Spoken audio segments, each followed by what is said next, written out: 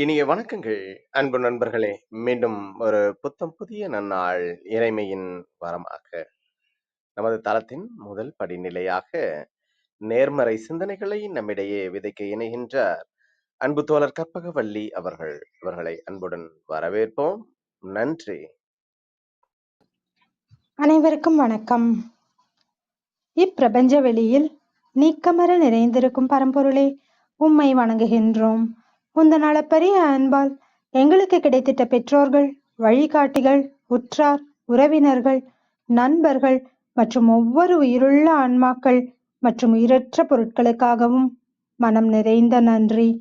உந்தன் அபரிமிதமான படைப்பால் இப்பூவுலகு உந்தன் எழில் நிறைந்த இயற்கையாலும் நிறை வளங்களாலும் நீடித்த நலங்களாலும் ஆகச்சிறந்த நேர்மறை எண்ணங்களாலும் இவ்வுன்னத உலகிலும் எங்கள் உயிர் துடிப்புள்ள உள்ளங்களிலும் நீக்கமற நிறைந்துள்ளது. உந்தன் அளப்பரிய அன்பினாலும் அருளினாலும் ஆசீராலும் நாங்கள் ஒவ்வொருவரும் உயர்ந்த உன்னதமான வாழ்வியல் பயணத்தை நிறைவுடனும் நிம்மதியுடனும் அன்றாடம் மேற்கொண்டு வருகின்றோம், ஆகச்சிறந்த வழிகளில். இதனால் நாங்கள் இச்சமூகத்தின் இன்றியமையாதவர்கள் என்பதையும், சீரிய வழியில் பயணிக்கும் அளவிற்கு ஆக்கப்பூர்வமான வழிகளில் எங்களை அன்றாடம் புதுப்பித்து வருகின்றோம், உந்தன் ஒப்பற்ற வழி நடத்துதலுடன். சிறு துளி பெருவெள்ளமாகும் என்பதைப் போல் நாங்களும் சிறுக சிறுக சாதனை துளிகளை கோர்த்து வருங்கால சரித்திரத்தை ஆக்கப்பூர்வமான முன்னெடுப்புகளால் அலங்கரிக்கும் வரம் தாரும். அனைவருக்கும் நன்றி, அனைத்திற்கும் நன்றி, ஆண்டவனுக்கும் நன்றி. நன்றிங்க அன்பு தோழர். நமது நிகழ்வின் அடுத்த படிநிலையாக நாம் ஒரு நிமிட தியானத்திற்குள் பயணிக்க இருக்கின்றோம். கண்களை மெலிதாக மூடிக்கொள்வோம், கரங்களை கோர்த்துக்கொள்வோம். இப்பிரபஞ்ச பெருவெளியில் உள்ள இறைமைக்கு மனதார நின்று பெயர கிடைத்த மற்றும் ஒரு அற்புதமான நன்னாள் இது. இப்பொழுது நாம் உச்சரிக்க இருக்கும் ஒவ்வொரு வார்த்தைகளுடன் நன்றி உணர்வினையும் கலந்து இறைமைக்கு சமர்ப்பிப்போம். அன்பின் காணிக்கையாய் இன்றெடுத்து அன்றாடம் அமுதூட்டி அன்பாகவும் கருணையாகவும் மாறிப்போன அன்பு தாய்க்கு மனம் நிறைந்த நன்றி. ஒவ்வொரு நாளையும் ஒவ்வொரு பொழுதையும் தமது உழைப்பாலும் தியாகத்தாலும் குடும்பத்தை நிறைத்து அறிவாகவும் ஆற்றலாகவும் மாறிப்போன அன்பு தந்தைக்கு மனம் நிறைந்த நன்றி. பரிசுத்தமான இயற்கையை பரிசளித்து சென்ற நம் முன்னோர்கள் ஒவ்வொருவருக்கும் மனம் நிறைந்த நன்றி. கற்பித்தல் என்னும் இனிய அனுபவங்கள் வாயிலாக அன்றாட பொழுதுகளை அர்த்தமுள்ளதாக்கும் ஆசிரிய பெருந்தகைகள் ஒவ்வொருவருக்கும் மனம் நிறைந்த நன்றி.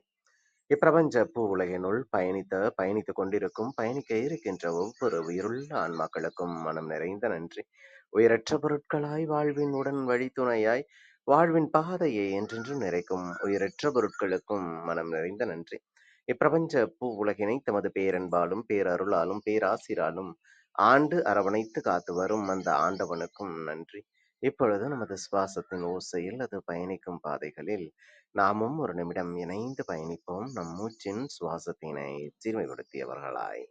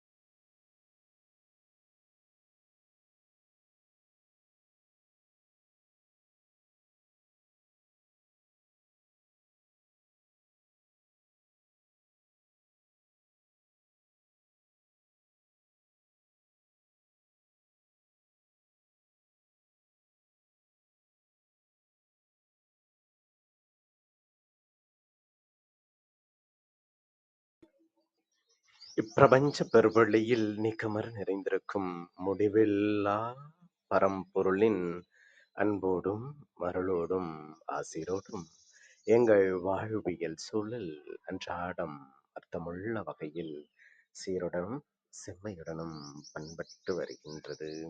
இதனால் இச்சமூகத்தின் சீரிய சிறந்த முன்மாதிரிகளாக நாங்கள் திகழ்வதோடு நில்லாமல் பல்வேறு சாதனைகளையும் அதன் வாயிலாக சரித்திரங்களையும் படைக்கும் அற்புத படைப்பாளிகளாக பரிணமிப்போம்.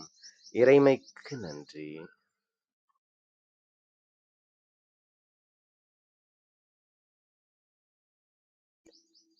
இனிய வணக்கங்கள் அன்பு நண்பர்களே.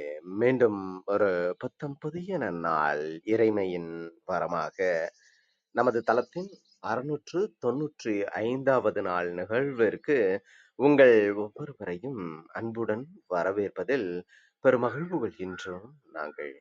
இந்த நாள் உங்களுக்கு ஆக சிறந்த நன்னாளாக அமைந்திடவும், நீங்கள் அடியெடுத்து வைக்கும் ஒவ்வொரு முயற்சிகளும் உங்களுக்கு ஆக சிறந்த வெற்றிகளை பரிசளிக்கவும், அன்பின் வாழ்த்துக்களை பகிர்ந்து கொள்வதில் பெருமகிழ்வு கொள்கின்றோம் நாங்கள்.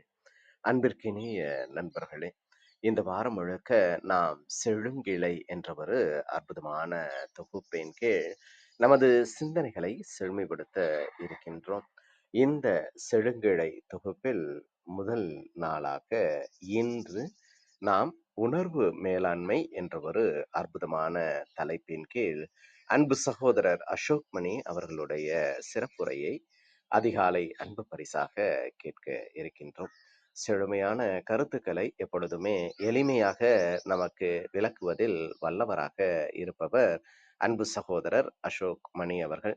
அது மட்டுமல்லாமல் ஒவ்வொரு புத்தகத்தையும் தேடி தேடி, அதுவும் நல்ல தமது வாழ்விற்கு பயனளிக்கக்கூடிய புத்தகங்களை தேடி வாசிப்பதில் வல்லவராக இருப்பதோடு நில்லாமல், அதை தமது வாழ்வியலிலும் கடைபிடித்தலை ஒரு கோட்பாடாகவே கொண்டு பயணித்து வருபவர் அன்பு சகோதரர் அவர்கள்.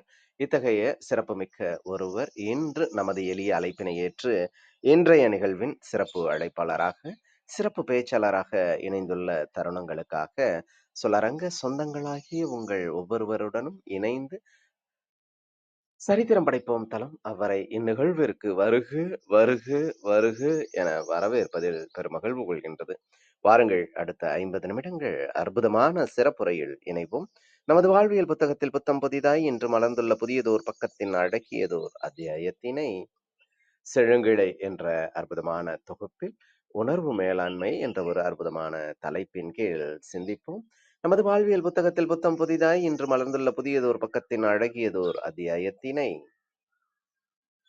உணர்வு மேலாண்மை என்ற அற்புதமான தலைப்பின் கீழ் சிந்திப்போம். நமது வாழ்வியல் வழித்தடங்களை இன்னும் இன்னும் வசந்தப்படுத்துவோம். நன்றி. Sir good morning sir. கேக்குதுங்களா சார்? தெளிவா இருக்குங்க அசோக், தொடரலாம். நன்றிங்க. ஸோ இன்னைக்கு இந்த book emotional intelligence Daniel Goleman சொல்லிட்டு ஒருத்தர் எழுதின ஒரு புக்கு. இந்த புக்கு பற்றி போகிறதுக்கு முன்னாடி ஒரு 3 விஷயம் நான் சொல்லிடலாம்னு நினச்சேன். ஒன்று என்னன்னா, ஒன் ஆஃப் த ஸ்டாயிக் லீடர்னு சொல்லிட்டு அரிஸ்டாட்டில்னு ஒருத்தர் நிறைய பேர் கேள்விப்பட்டிருப்பீங்க. அவரோட ஒரு கோட் இருந்துட்டு இந்த புக்கோட மொத்த இந்த இந்த மொத்த புக்குமே அந்த ஒரு கோட்டுக்குள்ளே வரும் அப்படிங்கிற மாதிரி எனக்கு ஒரு ஃபீலிங். என்னன்னா, நீ கோவப்படுறது தப்பே கிடையாது. பட் நீ கோவப்படுறது யாரு மேல, எதுக்காக, எங்க, எப்போ, என்ன ரீசனுக்காக கோவப்படுறன்றது ரொம்ப ரொம்ப இம்பார்ட்டன்ட். அதாவது கோவம்ங்கிறது ஒரு பெரிய எமோஷன். நம்ம எல்லாருக்குள்ள இருக்கிற ஒரு எமோஷனு. அ அது கண்ட்ரோல் பண்றன்றது அவ்வளோ ஈஸியான விஷயம் இல்ல. ஃபர்ஸ்ட் ஆஃப் ஆல் எந்த எமோஷனுமே கண்ட்ரோல் பண்ண முடியாது. இந்த புக்கு சொல்ற விஷயமும் அதுதான். பட் எப்படி மேனேஜ் பண்றோம் அப்படிங்கிறதுல தான் மொத்தமாவே இந்த எமோஷனல் இன்டெலிஜென்ஸ்ங்கிறதோ, இல்ல ஒரு மனிதனோட சக்சஸோ இருக்கு அப்படிங்கிற மாரி இந்த புக்கு போகும். நான் எதுக்கு இந்த கோட்ட எடுத்துக்கிட்டேன்னா, கோவங்கிறது நம்ம ஒரு நாளைக்கு மினிமம் எல்லாருமே சின்னதாவோ, பெருசாவோ ஒரு 50லிருந்து ஒரு 100 முறை படுவோம்னு வச்சுக்கிட்டோம்னா, இந்த கோட் இருந்துட்டு நமக்கு மைண்ட்ல வச்சுக்கிட்டு கோவப்பட தெரிஞ்சா, அதுதான் எமோஷனல் இன்டெலிஜென்ஸ். கோவங்கிறது எங்க, யார் மேல, எப்போ, எதுக்காக நீங்க கோவப்படுறீங்க அப்படின்னு தெரிஞ்சு கோவப்பட்டீங்கன்னா, நீங்க எமோஷனலி ஒரு இன்டெலிஜென்ட்டான ஒரு ஆளு. உங்களோட உணர்ச்சிகள நீங்க நல்லா மேனேஜ் பண்ண தெரிஞ்ச ஒரு ஆளு அப்படிங்கிற மாரி. ஸோ இந்த ஒரு விஷயம் சொல்லணும்னு நெனச்சேன். 2வது என்னன்னா, இந்த டேனியல் கோல்மேன் அப்படிங்கிற இவரு யாருன்னா, இஸ் பேசிக்கலி ஒரு சைக்காலஜிஸ்ட் ஆக்சுவலி. ஸோ ஆப்வியஸ்லி அவருக்கு ஒரு 79, 80 வயசு ஆகும்னு நெனைக்கிறேன் இப்போ. பட் அவரோட லைஃப்ல ஒரு பெரிய பார்ட்ட இந்த புக்குக்காகவே அர்ப்பணிச்சிருக்காருன்னு சொல்லுவோம். ஸோ இந்த புக் எழுதுனது 1995. ஸோ இன்னைக்கு நம்ம 2025ல இருக்கோம். 30 வருஷத்துக்கு முன்னாடி எழுதின புக்கு. பட் இந்த புக்கு இருந்துட்டு எமோஷன்ஸ் பத்தி படிக்கணும், தெரிஞ்சுக்கணும்னு யாராவது நெனைச்சோம்னா, அவங்களுக்கு இந்த புக்கு டெஃபினெட்லி ஒரு பைபிளா தான் இருக்கும். இது ஒரு பைபிள்னு நான் கண்டிப்பா நம்புறேன். நெறைய பேரும் ஒத்துக்கிட்டு இருக்காங்க இது. ஏன்னா எமோஷன்ஸ பத்தி இந்த அளவுக்கு தெளிவா, எமோஷன்னா என்ன? அது எதனால வருது? அது எப்படி கண்ட்ரோல் பண்ண முடியுமா? முடியாதா? கண்ட்ரோல் பண்ண முடியும்னா, எத எத கண்ட்ரோல் பண்ண முடியும்? எத எத கண்ட்ரோல் பண்ண முடியாதுன்ட்டு இது ரொம்ப பெரிய புக் ஆக்சுவலி. இன்னைக்கு உண்மைய சொல்லப் போனோம்னா, இந்த ஃபுல் புக்கும் ஒரு பார்ட்ல கூட முடிக்க முடியாது. எனக்கு தெரிஞ்சு இந்த மாரி ஒரு செஷன் ஒரு 4, 5 இருந்தா மட்டும் தான் இந்த ஃபுல் புக்கும் நம்ம குடுக்கவே முடியும். பட் இதிலிருந்து என்ன பெஸ்ட்டா சிம்பிளா குடுக்கலாம் அப்படின்னு ரொம்ப ஈஸியா புரிஞ்சுக்கிற மாரி குடுக்கலாம் அப்படிங்கிற மாரி தான் நான் இன்னைக்கு என்னோட இந்த இதுவே பிரிப்பேர் பண்ணியிருக்கேன். ஸோ பேசிக்கலி இந்த புக்குங்கிறது ஒரு என்ன சொல்றது? ஒரு சாரி டேனியல் கோல்மன் பத்தி பேசிட்டு இருக்கோம். ஸோ அவர் இருந்துட்டு ஒரு சைக்காலஜிஸ்ட். ஸோ அவரோட பெரும்பகுதிய இந்த புக்குக்காகவே அர்ப்பணிச்சிருக்காரு. இவருக்கு இருந்துட்டு நோபல் பிரைஸ் குடுத்துருக்காங்க ஆக்சுவலி. ஸோ இவரு ஒரு நோபல் பிரைஸ் வின்னரு. எதுக்காகன்னு பார்த்தோம்னா, ரொம்ப சர்ப்ரைசிங்கா உடனே எல்லாரோட மைண்ட்லயும் வர்றது என்னவா இருக்கும்னா, இஸ் எ சைக்காலஜிஸ்ட். லைஃப்ப பெருசா எமோஷனல் இன்டெலிஜென்ஸ்க்காக அர்ப்பணிச்சிருக்காரு. ஸோ அவருக்கு ஒரு ஆ நோபல் பிரைஸ் மாரி ஒரு பெரிய அவார்டு கிடைச்சிருக்குன்னா, டெஃபினெட்லி அது சம்திங் ரிலேட்டட் டூ எமோஷன் அப்படின்னு தான் எல்லாருக்குமே வரும். பட் இவருக்கு கிடைச்சது எதுக்காகன்னு பார்த்தோம்னா, ஃபினான்ஸ் மேனேஜ்மென்ட்டுக்காக. அப்புறம் அவரே அவரோட ஒன் ஆஃப் த இன்டர்வியூல சொன்ன விஷயம் என்னன்னா, "நான் லைஃப்ல ஃபினான்ஸ் படிச்சதே கிடையாது" அப்படிங்கிறாரு. பட் ஏன் அந்த மாரி ஃபினான்ஸே படிக்காத ஒருத்தருக்கு வந்துட்டு இந்த அவார்ட குடுத்தாங்க அப்படின்னு பார்த்தோம்னா, இவரு ப்ராஸ்பெக்ட் தியரி அப்படின்ட்டு ஒரு தியரிய கொண்டு வந்தாரு. அந்த தியரி என்னன்னா, இன்னைக்கு நம்ம வீட்ல பால் வாங்குறோம் காலையில எழுந்ததுமே. அந்த பால் வாங்குறதுக்காக என்னோட மைண்ட்ல ஒரு கால்குலேஷன் நடக்கும். இந்த பால நான் இந்த கடையில வாங்கணும். இன்னைக்கு இந்த பால் தான் வாங்க போறேன். இன்னைக்கு 2, 3 பால் இருக்குன்னா, அந்த பால் நான் எத இருந்துட்டு சூஸ் பண்ண போறேன். ஸோ எத்தன மணிக்கு வாங்க போறேன்? இதுக்கு நான் எவ்வளோ செலவு பண்ண போறேன்? அப்படிங்கிற மாரி ஒரு கால்குலேஷன் இருக்கும்ல நமக்குள்ள. அது இருந்துட்டு டிசைட் பண்றது எமோஷன் தான் அப்படின்னு சொல்றாங்க. ஸோ அத கனெக்ட் பண்ணி தான் இவருக்கு இருந்துட்டு ஒரு மனுஷனோட செலவு பண்ற விதம், அந்த பொருளாதாரம், அந்த கண்ட்ரியோட பொருளாதாரமே எங்கிருந்து ஆரம்பிக்குதுன்னா, ஒரு தனிப்பட்ட நபரோட செலவு பண்ற அந்த டிசிஷன் மேக்கிங் ஸ்கில்ல இருந்து, அந்த டிசிஷன் மேக்கிங் ஸ்கில் எங்கிருந்து வருதுன்னா, ஒரு எமோஷன்ல இருந்து வருது. ஸோ அதுக்காக தான் அந்த எமோஷன புரிஞ்சுக்கிறதுக்கு நெறைய பேருக்கு இவரு ஹெல்ப் பண்ணாரு அப்படின்னு சொல்லிட்டு, இந்த அவார்டு குடுத்துருக்காங்க அவருக்கு. ஸோ 3வதா பேசணும்னா, எமோஷனல் இன்டெலிஜென்ஸ் புக்க பத்தி பேசணும்னு நெனச்சேன். அது என்னோட டேனியல் பத்தி பேசும்போதே நான் பாதி முடிச்சுட்டேன். என்னன்னா இது ஒரு பைபிள் தான் டெஃபினெட்லி. அந்த உலகமே, இந்த மனிதர்கள் எல்லாருமே நம்ம சூழப்பட்டது எமோஷனால தான். எமோஷன் இல்லாம நம்மளால ஒரு நிமிஷம் கூட வாழவே முடியாது. அத நம்ம அக்செப்ட் பண்ணியே ஆகணும். ஸோ அந்த எமோஷன நம்ம இருந்துட்டு மேனேஜ் பண்ண கத்துக்கிட்டோம்னா, டெஃபினெட்லி நம்ம லைஃப் இருந்துட்டு கொஞ்சம் கூட பெட்டரா இருக்கும். இன்னைக்கு நம்ம வாழ்ற லைஃப்ப விட. அதுக்கு ஹெல்ப் பண்றதுனால டெஃபினெட்லி இந்த புக்க நான் இருந்துட்டு ஒரு எமோஷன்ஸோட ஒரு பைபிள் அப்படிங்கன்னு நான் கண்டிப்பா சொல்லணுன்ட்டு ஆசைப்பட்டுக்கிட்டேன். ஓகே. நம்ம இப்போ புக்குக்கு போறதுக்கு முன்னாடி, சும்மா ஒரு காமனான லாங்குவேஜ்ல இந்த புக்க பத்தி பிரிக்கலான்னு பார்ப்போம். ஸோ ஒண்ணு இருந்துட்டு என்னன்னா, எப்பயுமே இந்த சினிமாலலாம் கூட டயலாக் வரும். மனசு ஒண்ணு சொல்லுது, ஹார்ட் ஒண்ணு சாரி மூளை ஒண்ணு சொல்லுது அப்படின்னு சொல்லிட்டு. அந்த தியரிய இந்த புக்குக்கு நம்ம அப்ளை பண்ணோம்னா, எப்படி இருக்கும்னா, மனசுங்கிறது ஒரு எமோஷனல் பிரெயின்னு வச்சுக்கோங்களேன். அதாவது டக்கு டக்குன்னு டிசிஷன் எடுக்கும். மூளைங்கிறது கொஞ்சம் யோசிச்சு டிசிஷன் எடுக்கும். ஸோ இந்த 2க்கும் நடுவுல உங்களால ஒரு ப்ராப்பரான டிசிஷன் இல்லன்னா 2யும் மேனேஜ் பண்ணி ப்ராப்பரான ஒரு டிசிஷன் உங்களால எடுக்க முடிஞ்சதுன்னா, அதுதான் எமோஷனல் பிரெயின். இது இருந்துட்டு ஒரு காமனான ஒரு லேமன் பாயிண்ட் ஆஃப் வியூல இருந்து ஒரு டெஃபினிஷன் குடுக்கணும்னா, இந்த எமோஷனல் இன்டெலிஜென்ஸ்‌க்கு அப்படி நம்ம டெஃபினிஷன் குடுக்கலாம். ரியல் டெஃபினிஷன் என்ன இந்த புக்ல என்ன சொல்லியிருக்காங்கன்றது நான் கொஞ்சம் பின்னாடி சொல்றேன். அப்பயும் உங்களால கனெக்ட் பண்ணிக்க முடியும். ஸோ இதுதான் எமோஷனல் இன்டெலிஜென்ஸ் அப்படின்ட்டு. ஓகே. இப்ப எமோஷன் பத்தி தெரிஞ்சுக்கணும்னா, எமோஷன்ங்கிறது என்னன்னா, நெறைய இடத்துல நம்ம சொல்லி கேள்விப்பட்டிருப்போம். எமோஷனலா இருக்காத, நான் எமோஷனல் ஆயிட்டேன் அப்படின்னு சொல்லிட்டு. இது என்னன்னா ஒரு சடன் ரியாக்ஷன். ஏதோ ஒரு விஷயம் நம்ம முன்னாடி நடந்தது. அத பார்த்ததுமே நமக்கு ஒரு ட்ரிகரிங் பாயிண்ட் வரும். அது கொஞ்சம் கரெக்ட்டா புரிஞ்சுக்கோங்க. அந்த பார்த்த உடனே, அந்த உடனேங்கிற வேர்ட்ல தான் மொத்தமாவே இருக்கு. ஸோ உடனே ஒரு ரியாக்ஷன் நடக்குது பார்த்தீங்களா? இதுதான் எமோஷன் சொல்லுவோம். அந்த உடனேங்கிறது சில பேருக்கு 5 செகண்டா இருக்கலாம். சில பேருக்கு 5 நிமிஷமா இருக்கலாம். சில பேருக்கு 5 மணி நேரம், சில பேருக்கு 5 நாளா கூட இருக்கலாம். ஒரு விஷயம் நடந்தது. நான் கோவப்பட்டுட்டேன். ஐய்யய்யோ! கோவப்பட்டுட்டோமே நம்மன்று உடனே நான் தெரிஞ்சு அத நிறுத்துறது, அந்த எவ்வளோ டயத்துக்குள்ள நிறுத்துறனோ அவ்வளோ பெட்டரா இருக்கும் என்னோட எமோஷனல் இன்டெலிஜென்ஸ் அப்படிங்கிறது. நான் 5 செகண்ட்ல நிறுத்துவேன். இல்லன்னா என் ஃப்ரெண்ட் 5 செகண்ட்ல நிறுத்துவாரு. நான் ஒரு 5 நிமிஷம் எடுத்துப்பேன். இல்லன்னா இன்னொரு ஃப்ரெண்ட் இருந்துட்டு ஒரு 5 மணி நேரம் கூட எடுத்துக்கலாம். ஸோ அந்த எமோஷனல் இன்டெலிஜென்ஸ்ங்கிறது எவ்வளோ டயத்துக்குள்ள கொண்டு வரோம் அப்படிங்கிறது. ஸோ இந்த ஒரு பாயிண்ட்ட ஞாபகம் வச்சுக்கோங்க. ஸோ இவ்வளோ இதுதான் எமோஷன். ஸோ இதுதான் எமோஷனல் இன்டெலிஜென்ஸ் அப்படின்னு ரொம்ப சுருக்கமா சொல்லிடலாம். சரி, ஓகே. இத பத்தி நம்ம டீட்டெயிலா ஹேண்டில் பண்ணணும்னா, நம்ம கொஞ்சம் கூட டீட்டெயிலா தெரியணும் நம்மளோட பிரெயின் பத்தி. ஸோ அப்போ பிரெயின் இருந்துட்டு எப்படி இருக்குன்னா, ஃபர்ஸ்ட் லிம்பிக் சிஸ்டம் அப்படின்னு ஒண்ணு இருக்கு. இத எமோஷனல் பிரெயின்னு அவரு டிஸ்கிரைப் பண்ணியிருக்காரு. இத தான் ஹார்ட்ன்னு சொல்லலாம்.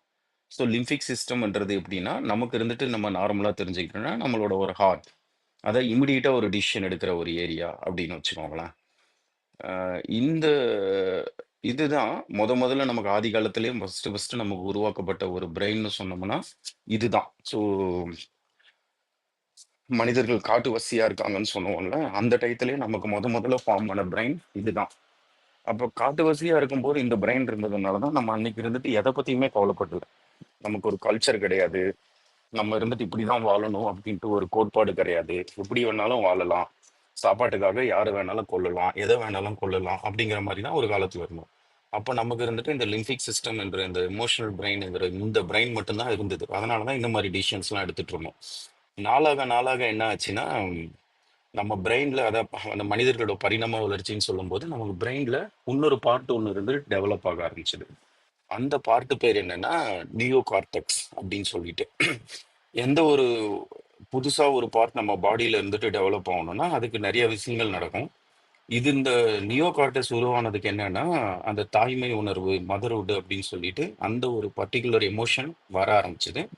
அதுதான் இருந்துட்டு ஒரு குழந்தை தப்பு செய்யும்போது நீ இப்படி பண்ணாத, இது தப்பு, அவனை அடிக்காத, அவனை துன்புறுத்தாத, இல்லைன்னா அவங்க கிட்ட இருந்து ஒரு பொருளை திருடாத அப்படின்னு சொல்லி சொல்லி சொல்லி சொல்லி வளர்க்க வளர்க்க என்ன ஆகுச்சுன்னா, கொஞ்சம் வருஷங்கள் கழிச்சு மேபி ஒரு 1000 வருஷம் 2000 வருஷம் இல்லை லட்சம் வருஷங்கள் கூட இருக்கலாம்.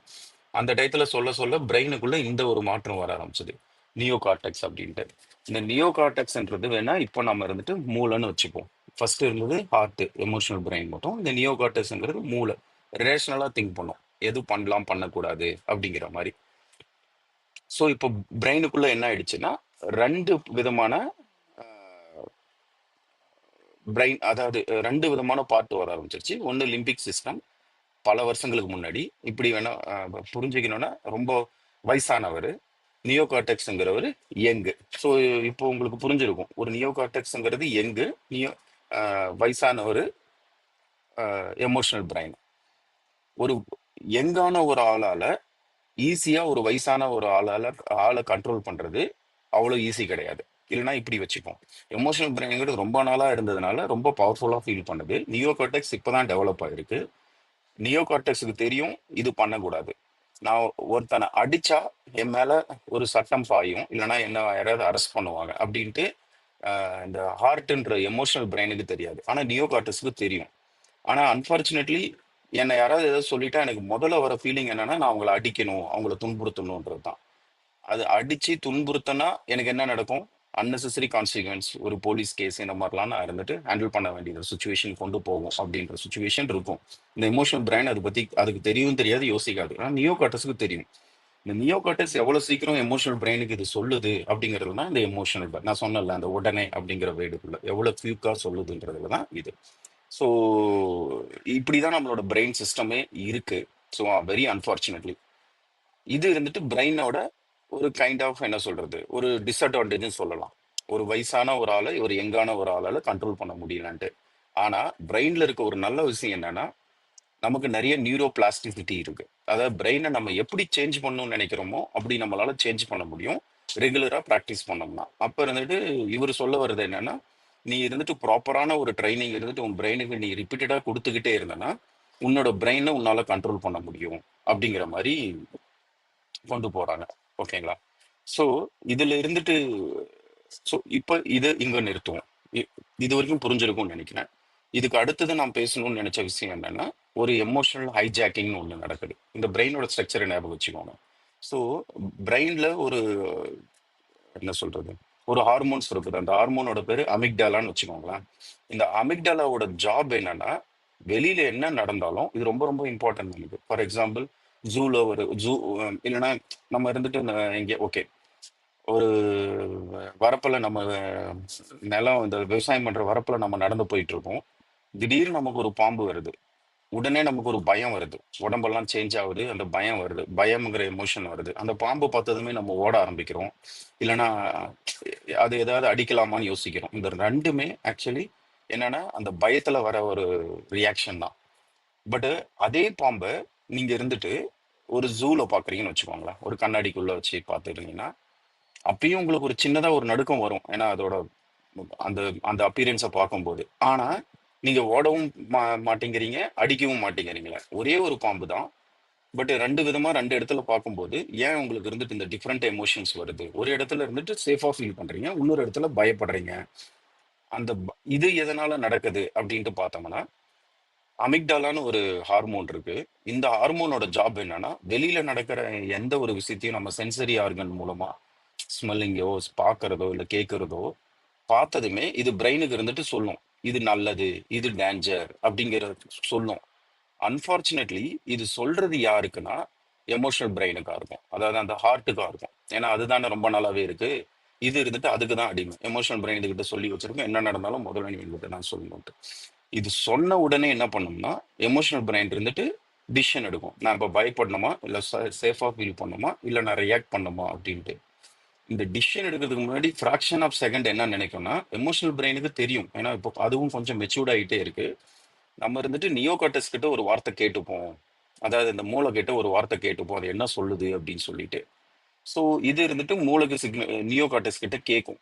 ஸோ கேட்கும் போது என்ன ஆகுதுன்னா நியோகார்டஸ் கொடுக்குற ஆன்சரை வச்சு தான் இது பாடும். இல்லடா நீ வெளியில இருக்கப்போ திடீர்னு ஒன்று ஏதாவது பண்ணாலும் பண்ணும், அதனால நீ ஓடிடு பெட்ரு. இல்லைன்னா அந்த ஒரு குச்சி எடுத்து அடி.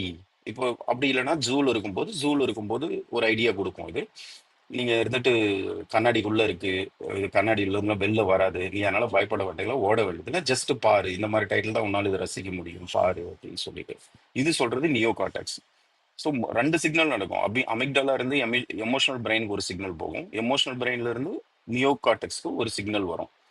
இந்த ரொம்ப அவசரமான டயத்துல என்ன ஆகும்னா இந்த எமோஷனல் பிரெயின் இருந்து நியோ கார்டெக்ஸ் போற சிக்னல் இருந்துட்டு இந்த அமிக்டாலா சொல்லும், இல்ல இல்ல நீ அவன்கிட்ட கேட்டுட்டு இருக்காத, டைம் ஆயிட்டு இருக்குது, நீயே டிசிஷன் எடுன்னு சொல்லிட்டு. அப்போ எமோஷனல் பிரெயினை யோசிச்சு டக்குன்னு ரொம்ப டைம் கம்மியா இருக்கிற டயத்துல டிசிஷன் எடுக்கும்.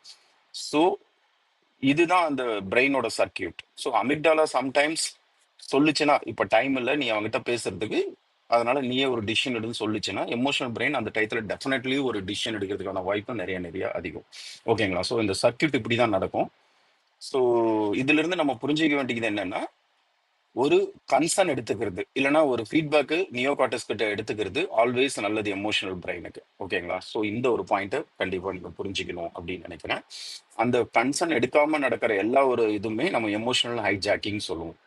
அதாவது நிறைய டைம் சொல்லிப்போம், எனக்கு என்ன நடந்ததுன்னே தெரில, நான் அப்படி ரியாக்ட் பண்ணிட்டேன், திடீர் நல்லா இருந்தான், இது சொன்ன உடனே அவன் ரியாக்ட் பண்ணிட்டான் அப்படிங்கிற இந்த கண்டிஷன்லாம் எப்போனா இந்த எமோஷனல் ஹைஜாக்கிங் அப்படிங்கிற இந்த பர்டிகுலர் இதுதான் நடக்கிறது.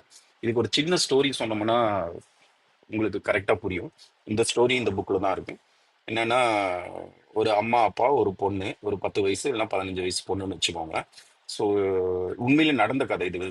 இது ஸ்டோரியே கிடையாது ஆக்சுவலி, இது ஒரு உண்மையிலே நடந்த கதை. அவங்க 3 பேரும் ஒரு வீட்டில் இருக்காங்க. ஸோ ஒரு நாள் வெளியில இருந்துட்டு அம்மா அப்பா மட்டும் போயிட்டு வராங்க. அப்போ இருந்துட்டு இந்த பொண்ணு ஸ்கூலுக்கு போயிருக்கு. ஸ்கூலுக்கு போகிற இடத்துல திடீர்னு ஸ்கூல் லீவு விட்டாங்கன்னு வச்சுக்கோங்களேன். அப்போ முன்னாடியே வந்துடும். வீட்டுக்கு வந்ததுமே அம்மா என்ன நினைச்சிட்டு இருக்கோம்னா, சாரி இந்த குழந்தை என்ன நினைச்சிட்டு இருக்குன்னா, அம்மா அப்பாவுக்கு சர்ப்ரைஸ் பண்ணுவோம், அவங்க வரும்போது நம்ம டெஃபினெட்லி ஒரு சர்ப்ரைஸ் பண்ணுவோம் அப்படிங்கிற மாதிரி ஒரு ஃபீலிங்ல வெயிட் பண்ணிட்டு இருக்கோம். அப்போ என்ன நினைக்கணும், எப்படி சர்ப்ரைஸ் பண்ணலாம்னா நம்ம போயிட்டு வீட்டில் இருக்க பீரோக்குள்ள ஒளிஞ்சிப்போம், அவங்க உள்ள வந்ததுமே திடீர்னு குதிப்போம், அவங்க பயப்படுவாங்க, அதை பார்த்து ரசிப்போம் அப்படிங்கிற ஒரு கண்டிஷன் தான்.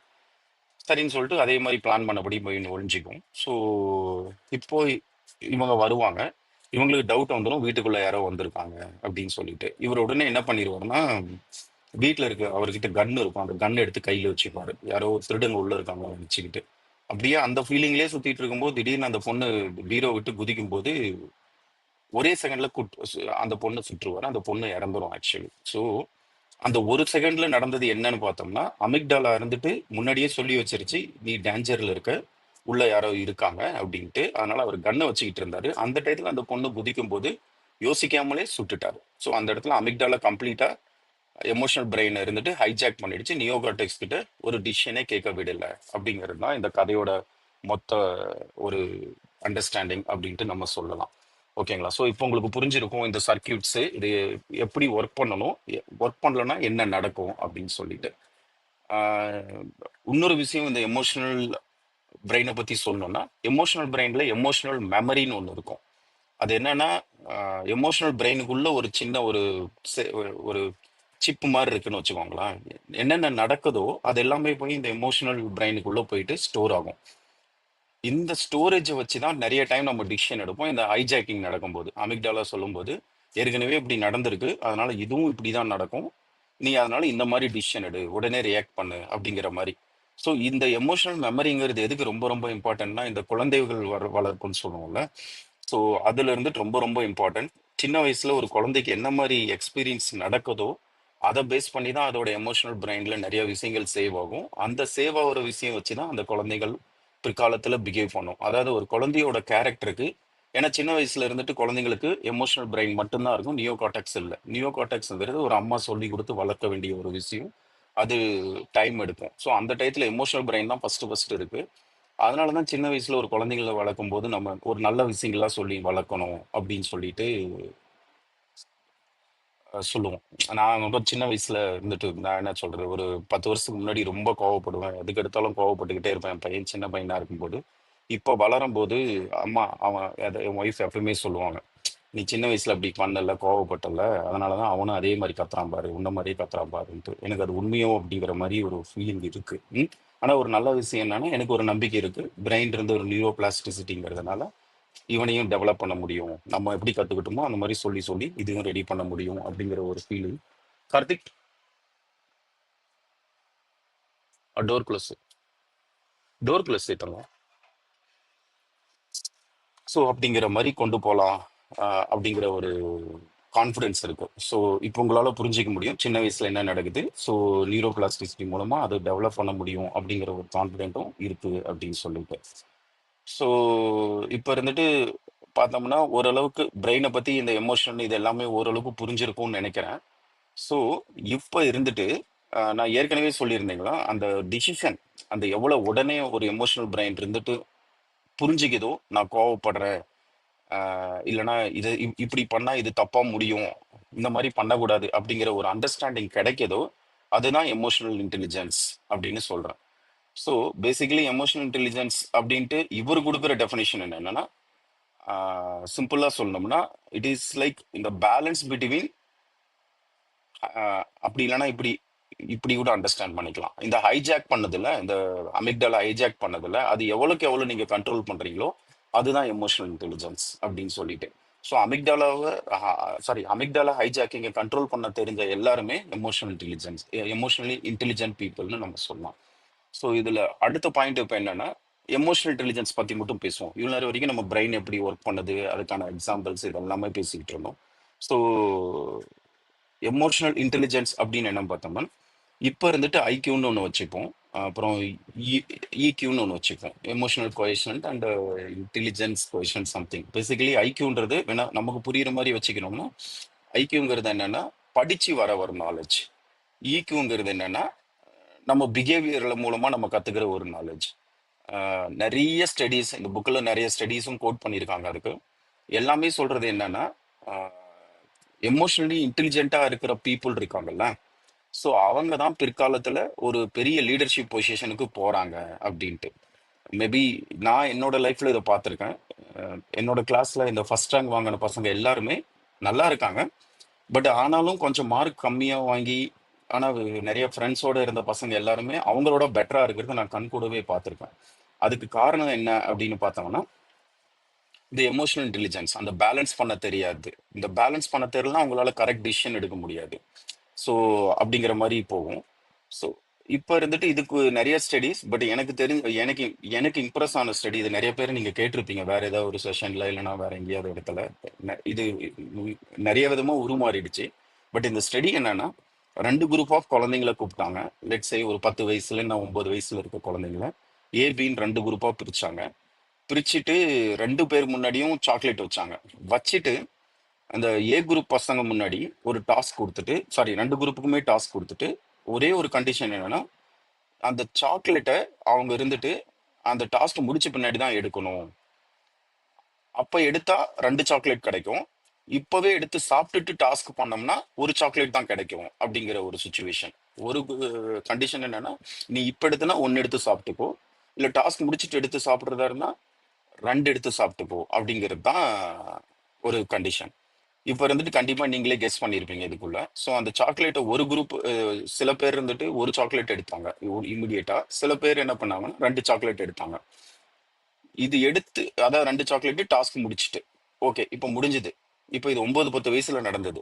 இவங்கள 25 வயசுல ஃபாலோ பண்ணிருக்காங்கன்னு வச்சுக்கோங்களேன். ஒரு 15 வருஷம் கழிச்சு இல்லைன்னா ஒரு 17 வருஷம் ஒரு 30 வயசு பக்கம் ஃபாலோ பண்ணிருக்காங்கன்னு பார்த்தோம்னா ரொம்ப சர்ப்ரைசிங்கா அந்த வெயிட் பண்ணி 2 சாக்லேட் எடுத்தாங்க பாத்தீங்களா, அவங்க ரொம்ப பெரிய பொசிஷன்ல இருந்திருக்காங்க. அவங்களோட ஐக்யூ 2 பேரோட ஐக்யூமே எதர் சேம் ஆர் ஈவன் இந்த செகண்ட் குரூப்ல 2 சாக்லேட் எடுத்தவங்களோட ஐக்யூ ரொம்ப கம்மியா கூட இருந்திருக்கு ஃபர்ஸ்ட் குரூப்பை காட்டும் போது. பட் ஸ்டில் இவங்களோட லைஃப், இவங்களோட டிசிஷன்ஸ், லைஃப் ஸ்டைலு, இவங்களோட ஹாப்பினஸ், இந்த மாதிரி நிறைய பேராமீட்டர் வச்சு செக் பண்ணி பார்க்கும்போது வெயிட் பண்ணி 2 சாக்லேட் எடுத்தவங்களோடது 67% ஏதோ பெட்டரா இருக்கு அப்படிங்கிற மாதிரி சொல்லியிருப்பாங்க.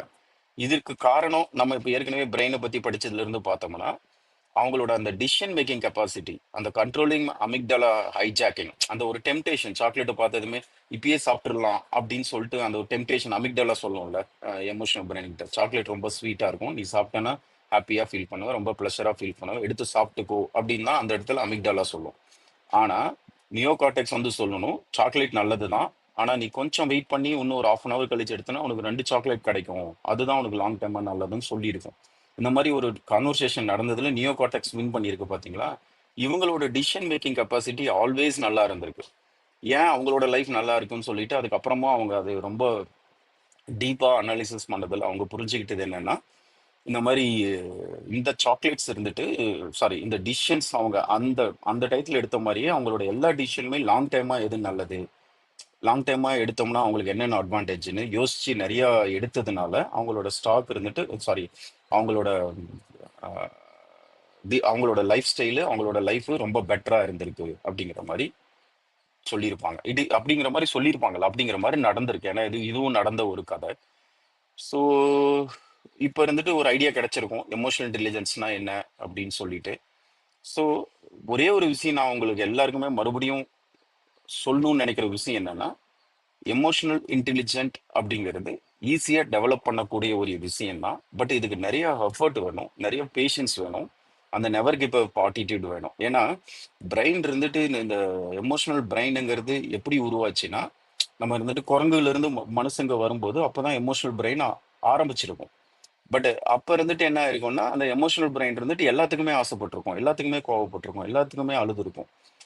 ஏன்னா அந்த பிரெயினோட நேச்சர் அதுதான். ஸோ அப்படி இருந்த ஒரு பிரெயினை இன்னைக்கு இத்தனை வருஷங்கள் கழிச்சு, பல லட்சம் வருஷங்கள் கழிச்சு வேற புதுசா வந்திருக்க ஒரு பிரெயின் இருந்துட்டு சொல்லுது. அப்போ இது சொல்றதுக்கு இன்னும் கூட டைம் ஆகும். மேபி நம்ம இன்னும் கூட எத்தனையோ வருஷங்கள் எடுத்துப்போம். நீங்க இந்த ஒரு சேஞ்சை பார்த்துருப்பீங்க. நம்மளோட தாத்தா பாட்டி இவங்களோட ஒரு என்ன சொல்றது, ஒரு எமோஷனல் இன்டெலிஜென்ஸ், கோவம் இதோட கம்பேர் பண்ணும்போது நம்மளோடது கொஞ்சம் கூட பெட்டரா வர மாதிரி தோணும் நமக்கு. இந்த தோணல் எதுக்குன்னா அந்த பிரெயினோட ஒரு ஃபார்மேஷன் அப்படிங்கிற மாதிரி நான் அண்டர்ஸ்டாண்ட் பண்ணிக்கிட்டேன். ஓகேங்களா. ஸோ பிரெயின் இருந்து நியூரோபிளாஸ்டிங்கிறதுனால இது நம்மளால டெவலப் பண்ண முடியும், ஃபோக்கஸ்டு எஃபர்ட் இருந்தா அப்படிங்கிற ஒரே ஒரு பாயிண்ட் நம்ம மைண்ட்ல வச்சுக்கணும். ஸோ அதுக்கு பேஷன்ஸா நம்ம இருந்துட்டு எஃபர்ட் எடுத்துக்கிட்டே இருக்கணும் அப்படின்னு சொல்லிட்டு அதுக்கப்புறம் இதுல இருந்து ஒரு 5 டிப்பு கூட கொடுக்குறாரு அவரு, எப்படி ஒரு மனுஷனால எமோஷனலி இன்டெலிஜென்ட் டெவலப் பண்ணிக்க முடியும் அப்படின்னு சொல்லிட்டு. அதுக்கு இருந்துட்டு ஃபர்ஸ்ட் சொல்றது என்னன்னா செல்ஃப் அவேர்னஸ் அப்படின்னு சொல்லிட்டு, அதாவது நமக்கு தெரியணும் நாம இருந்துட்டு இப்போ ஒரு எமோஷன் ஸ்டேட்டுக்குள்ள போயிட்டு இருக்கோம், நான் இருந்துட்டு இப்போ கோவப்பட்டுட்டு இருக்கேன், நான் இப்போ ஹாப்பியா இருக்கேன் அப்படின்றது தெரியணும். இது எப்படி தெரியும்னா அந்த ரெகுலர் ப்ராக்டிஸ். ஸோ ரெகுலரா நம்ம பிரெயினை ட்ரைன் பண்ணோம். அது எப்படி பண்ணலாம்? ஆஹ் ஒரு நாளைக்கு நீங்க ஒரு டார்கெட் கூட வச்சுக்கலாம். இன்னைக்கு நான் ஒரு 15 முறை என்னோட எமோஷனை நான் செக் பண்ண போறேன் அப்படின்னு சொல்லிட்டு. ஸோ அது இருந்துட்டு நீங்க இருந்துட்டு கோவப்படும் போதோ இல்ல சோகமா இருக்கும் போதோ இல்ல சந்தோஷமா இருக்கும் போதோ மட்டும் எழுதுனா நான் எமோஷனலா இருக்குன்றது மட்டும் இல்லை. திடீர்னு உட்காந்துருக்கோம் ஆஃபீஸில், ஒரு சின்ன கேப் இருக்கு. ஓகே, இப்போ நான் என்ன மாதிரி எமோஷன் ஃபீல் பண்ணுறேன் அப்படின்னு ஒரு 2 நிமிஷம் அதை பற்றி யோசிங்க. அந்த மாதிரி ஒரு 15 முறை நம்ம இது பண்ண ஆரம்பிச்சுக்கிட்டே இருந்தோம்னா, இது ஒரு ஹேபிட்டா மாற ஆரம்பிச்சுமே இருந்தோம்னா, நமக்கு கோவம் வரும்போது நியோ கார்டெக்ஸ் உடனே நம்ம கிட்ட சொல்லுமா, இந்த மாதிரி டேய் நீ கோவப்படுற பார்த்துக்கோ அப்படின்னு சொல்லிட்டு. நீங்க இருந்துட்டு கோவம் அப்படிங்கிற அந்த நேம் இருந்துட்டு சொல்லிட்டீங்கன்னா, உடனே பிரெயினுக்குள்ள லைட் எரிய ஆரம்பிச்சிடும். கோவம், நம்ம கோவப்படுறோம், இப்போ கோவப்படக்கூடாது, இந்த விஷயத்துக்காக நான் கோவப்பட்டேன்னா இந்த இந்த கான்சிக்வன்ஸ் வரும்ட்டு ஆட்டோமேட்டிக்கா உங்களுக்கு மெமரியில இருந்து எல்லா விஷயங்களும் சொல்ல ஆரம்பிக்கும். அப்போ உங்களோட கோவத்தை குறைக்கிறதுக்கான ஒரு நல்ல ஒரு, என்ன சொல்றது, ஆஹ், வாய்ப்புகள் நிறைய அதிகம் அப்படின்னு சொல்லலாம். ரெண்டாவது என்னன்னா, டோன்ட் சப்ரஸ். அதாவது ஒண்ணு இருந்துட்டு உங்களுக்கு கோவம்னு தெரியணும். ரெண்டாவது, எனக்கு கோவம்னு வந்துருச்சுன்னா அது எப்படி நான் ஹேண்டில் பண்றேங்கிறது ரொம்ப ரொம்ப இம்பார்ட்டன்ட். நான் கோவப்பட்டேன், நான் கோவப்பட போறேன், நான் கோவப்படக்கூடாது, கோவப்படக்கூடாதுன்னு சப்ரஸ் பண்ணாதீங்க அது. ஏன்னா நீங்க எவ்வளவுக்கு எவ்வளவு சப்ரஸ் பண்றீங்களோ அப்ப இருந்துட்டு அமிக்டாலா என்ன நினைக்கும்னா, நான் இவன் கோவப்படுறான் அப்படின்னு நான் ஏற்கனவே சொல்லிட்டேன், நீ கோவப்படுன்ட்டு எமோஷனல் பிரெயின் கிட்ட சொல்லிட்டேன், அதுக்கப்புறமும் இவன் கோவப்பட மாட்டேங்கிறானே அப்படின்னு நினைச்சுக்கிட்டு நிறைய அமிக்டலாவை கொடுக்க ஆரம்பிக்குமா. ஏன்னா என்னோட ஆக்ஷன், என்னோட ஒர்க் இதுல சரியில்லையோ அப்படின்னு நினைச்சுக்கிட்டு நிறைய அமிக்டலாவை கொடுக்க ஆரம்பிக்கும் அப்படின்னு சொல்றாரு. அதனால கோவத்தை சப்ரஸ் பண்ணாத, அக்செப்ட் பண்ணிக்கோங்க. அக்செப்ட் பண்ணிட்டீங்கன்னா அமிக்டலாவோட யூகோ சாட்டிஸ்ஃபை ஆகும். இவனுக்கு புரிஞ்சிருச்சு கோவப்படுறான்ட்டு. ஆனா நீங்க அக்செப்ட் பண்ணிட்டு நியோ கார்டெக்ஸ் கிட்ட எமோஷனல் பிரெயினை நம்ம சொல்லணும், நீ கோவப்படாத, கொஞ்சம் கூலா இருப்போ, இப்போ நீ கோவப்பட்டனா சரி வராதுன்ட்டு. அதனால எடுத்ததுமே நிறைய டயத்துல நம்ம இந்த இந்த இந்த ஒரு ஜெர்னில இருக்கும்போது நம்ம என்ன பண்ணோம்னா, கோவப்பட்ட உடனே கோவத்தை நான் கண்ட்ரோல் பண்றேங்கிற பேர்ல சப்ரஸ் பண்ணாத, உடனே சப்ரஸ் பண்ண பார்ப்போம், அது பண்ணாதீங்க அப்படின்னு சொல்றாரு. அதுக்கப்புறம் இன்னொன்னு என்னன்னா, சப்ரஸ் பண்ணாம அப்படி நான் என்னதான் பண்றது அப்படிங்கிற மாதிரி ஒண்ணு தோணுச்சுன்னா, டிலே பண்ணுங்க. நான் இந்த விஷயம் என்ன கோவப்படுத்திருச்சு, இந்த கோவத்தை நான் ஒரு 5 நிமிஷம் கழிச்சு தான் காட்ட போறேன், இல்லைன்னா 10 நிமிஷம் கழிச்சு தான் காட்ட போறேன். என்ன ஆனாலும் நான் அடுத்த 5 நிமிஷத்துக்கு நான் கோவப்பட போறது இல்லை. அதுக்கு நீங்க என்ன வேணாலும் பண்ணிக்கோங்க. ஒண்ணு அவங்க ஆப்போசிட்ல என்ன நடக்குதோ அது கோவப்படாம இருக்கிறது நீங்க கம்ப்ளீட்டா இக்னோர் பண்ணலாம். இல்ல சாரி, அந்த அந்த இடத்த விட்டு வெளில போறதுக்கு பார்க்கலாம். ஸோ அந்த மாதிரி என்ன வேணாலும் பண்ணுங்க. பட் எமோஷன்ல சாரி, அந்த எமோஷனை, கோவம் எல்லாத்துக்குமே சம்மந்தம். ஈவன் சேடு, சோகமா இருக்கிறது கூட. ஸோ அதை ஒரு நான் 5 நிமிஷமாவது நான் இது இருந்துட்டு போஸ்ட்போன் பண்ண போறேன் அப்படிங்கிற ஒரு கான்ஃபிடென்ட்டா அதை போஸ்ட்போன் பண்ண பாருங்க. அதுக்கப்புறம் என்னன்னா, மெமரி பயாஸ் அப்படின்னு சொல்லிட்டு உன்னை பத்தி கேட்டிருக்காரு. அது என்னன்னா, நான் ஏற்கனவே சொன்னேன் பாத்தீங்களா, இந்த ஒரு நாளைக்கு ஒரு 10 15 முறை சும்மா கேட்டுக்கிறது, இந்த ஹேபிட் ரொம்ப யூஸ்ஃபுல்லா இருக்கும். நான் அடிக்கடிக்கு பண்ற ஒரு ஹேபிட். ஸோ நான் இப்போ எப்படி ஃபீல் பண்றேன், நான் கோவமா இருக்கிறேன்னா அப்படிங்கிற மாதிரி. அந்த மாதிரி அந்த டயத்துல அப்கோர்ஸ், ஃபார் எக்ஸாம்பிள் கோவத்தை பத்தி நிறைய நம்ம இந்த இவ்வளவு வரைக்கும் கோவத்தை பத்தி பேசினாலும் நான் மறுபடியும் கோவத்தை எக்ஸாம்பிள் எடுத்துக்கிறேன். நான் இப்பயே பேசும்போது கோவமா இருக்கிறேன்னா அந்த இடத்துல இருந்துட்டு கோவப்படாம வேற என்ன தாட்டை என்ன சந்தோஷமா வச்சுக்க முடியும். ஒரு கிராட்டிடியூடா இருக்கலாம். இதுக்கெல்லாம் எதுக்கு கோவப்படணும், லைஃப்ல எவ்வளவோ பேர் எவ்வளவோ கஷ்டப்படுறாங்க, இதெல்லாம் இதுக்காகலாம் நம்ம கோவப்படவே கூடாது, நம்ம லைஃப்ல எவ்வளவோ இருக்கு அப்படிங்கிற மாதிரி ஒரு நல்ல தாட்டை கொண்டு வாங்க அப்படின்னு சொல்லும்போது, இந்த மாதிரி தாட்ஸ் உங்க மைண்டுக்குள்ள வரும்போது அது இருந்துட்டு மெமரிக்குள்ள போயிட்டு இது சேவ் பண்ணி இது ஒரு பயாஸா கிரியேட் ஆகி உங்களோட கோவத்தை இருந்துட்டு குறைக்கும் அப்படின்றாங்க. 5வது ரொம்ப ரொம்ப இம்பார்ட்டன்ட், லாஸ்ட் பட் நாட் லீஸ்ட்னு சொல்லுவோம்ல, அந்த மாதிரி பார்த்தோம்னா ரொம்ப ரொம்ப இம்பார்ட்டன்ட் இது என்னை பொறுத்த வரைக்கும் எம்பத்தி. எம்பத்திங்கிறது என்னன்னா, அடுத்தவங்களோட ஃபீலிங் வந்துட்டு புரிஞ்சுக்கிறது. புரிஞ்சுக்கிற மாதிரி ஆக்ட் பண்றது வேற. சில பேர் என்ன பண்ணுவாங்கன்னா, சரி இவன் இப்போ கோவமா இருக்கான், இப்போதைக்கு இவங்ககிட்ட நம்ம பேச வேண்டாம், அமைதியா இருந்துட்டு நம்ம அப்புறமா இவனை வச்சுப்போம் அப்படின்னு நினைக்கிறது வேற. எம்பத்திங்கிறது என்னன்னா, உண்மையிலே ஒருத்தவங்க உங்களுக்கு ஆப்போசிட்ல இருக்கவங்க கோவமாவோ சோகமாவோ சந்தோஷமாவோ இருந்தா கூட அவங்க ஏன் கோவமா இருக்காங்க, எதுக்காக சந்தோஷமா இருக்காங்க, அவங்கள எப்படி இந்த சோகத்துல இருந்து வெளில கொண்டு வரலாம் அப்படிங்கிற மாதிரி யோசிக்கணும் அப்படின்ட்டு. ஏன்னா இந்த உலகமே கண்டிப்பா ஒரு கண்ட்ரோல்டு எமோஷனல் இன்டெலிஜென்ட்டா வாழ்றதுன்றது நம்ம எமோஷன்ஸ் பத்தி தெரிஞ்சுட்டு நம்மளோட எமோஷன்ஸை ஹேண்டில் பண்றதுல இல்ல, அடுத்தவங்களோட எமோஷன்ஸை புரிஞ்சுக்கிறது. இன்ஃபேக்ட் இந்த செல்ஃப் அவேர்னஸ், இந்த கோவத்தை அதாவது எமோஷன் சப்ரஸ் பண்றது, எமோஷனை டிலே பண்றது, இது எல்லாமே எதுக்காக நம்ம பண்றோம் அப்படின்னா, நம்மளோட உறவு அடுத்தவங்க கிட்ட கரெக்டா இருக்கணும். அஃப்கோர்ஸ் டிசிஷன் மேக்கிங் இது எல்லாமே plays a major role. But அந்த ரிலேஷன்ஷிப்பை டெவலப் பண்ணிக்கிறதுக்காக தான். ஏன்னா நம்மளால மனிதர்களால தனியா வாழவே முடியாது. நம்ம இருந்துட்டு எப்படியாவது யாரோடவாவது அட்டாச் ஆகி தான் இருக்கணும். அந்த அட்டாச்மெண்ட்டுக்கு இந்த எம்பத்திங்கிறது ரொம்ப ரொம்ப இம்பார்ட்டன்ட் அப்படிங்கிற மாதிரி போவாரு. ஸோ இன்னைக்கு ஆக்சுவலி சொல்ல போனோம்னா இதை மட்டும்தான் சொல்லணும்னு நினைச்சேன். இதை எப்படி இம்ப்ரூவ் பண்ணலாம் அப்படின்னு சொல்லிட்டு இது என்னோட ஒரு தாட் ப்ராசஸும் ஆக்சுவலி இந்த புக்கில் கூட தொட்டிருப்பாங்க. நான் வேற ஏன்னா நான் பலமுறை இதே தளத்துல பேசும்போது கூட இதை மறுபடியும் மறுபடியும் நான் சொல்லிக்கிட்டே இருப்பேன். ஸோ இது எல்லாமே டிப்ஸ் இவ்வளோ வரைக்கும் சொன்னது. இது நீங்க இருந்துட்டு ரியல் லைஃப்ல பண்றீங்களா இல்லையான்னு உங்களுக்கே தெரியணும் அப்படின்னம்னா இதுக்கு ஒரு 5 விஷயம் நான் சொல்லணும்னு நினைச்சேன். ஒன்று டெஃபினெட்லி மெடிடேஷன். ஒரு நாளைக்கு ஒரு 20 நிமிஷமாவது 25 நிமிஷமாவது எந்த ஒரு டயத்துலையாவது மெடிடேஷன் வச்சுக்கோங்க. எவ்வளோ இம்பார்ட்டன்ட் ஷெட்யூல் இருந்தாலும் எவ்வளோ இம்பார்ட்டன்ட் வேலை இருந்தாலும் இது இல்லைன்னா உங்களால் கண்ட்ரோல் பண்ண முடியாது. உங்களால் கண்ட்ரோல் பண்ண முடியலன்னா உங்களையே உங்களால் கண்ட்ரோல் பண்ண முடியலன்னா சுற்றி இருக்கவங்கள கண்ட்ரோல் பண்ண முடியாது. ஆஹ் எல்லாரோட வேலை எப்படின்னு தெரியல. நான் ஆக்சுவலி என்னோட 60 to 70% என்னோட ஜாப் ஃபீல்டு தான். ஆஹ் நான் ஜஸ்ட் இது எதுக்கு சொல்றேன்னா மேபி நான் நான் நான் ரொம்ப பர்டிகுலர். ஒரு 3 மணிலேருந்து 4-5 மணிக்குள்ள ஆஹ் உம் என்னோட கார்ல எங்கேயாவது எங்க இருந்தாலும் ஏதோ ஒரு கார்ல ஒரு மரத்துக்கு கீழே காரை பார்க் பண்ணிட்டு ஒரு 20 நிமிஷமாவது நான் இது பண்ணிடுவேன். ஓகேங்களா? ஸோ அது ரொம்ப ரொம்ப இம்பார்ட்டன்ட். காலையில நிறைய ஒர்க் இருக்கு, அதனால இது செய்ய முடியல அப்படின்னாலும் நான் என்னோட டயத்தை நான் டெஃபினெட்லி யூஸ் பண்ணி ஒரு 20 நிமிஷமாவது எந்த அளவுக்கு பண்ணுவேன்னா அந்த டயத்துல என்னோட ஃபோனை ஃப்ளைட் மோட்ல போட்டுருவேன். யாராவது கூப்பிட்டா கூட என்ன டிஸ்டர்ப் ஆகக்கூடாதுன்னு சொல்லிட்டு அந்த 20 நிமிஷத்துல ஒன்றும் பெருசா ஒன்றும் நடக்க போறதில்ல. பட் இது நான் ப்ராப்பரா பண்ணேன்னா எனக்கு இது லைஃப் லாங்கா யூஸ் ஆகுன்ற ஒரு பயங்கர கான்ஃபிடென்ட்.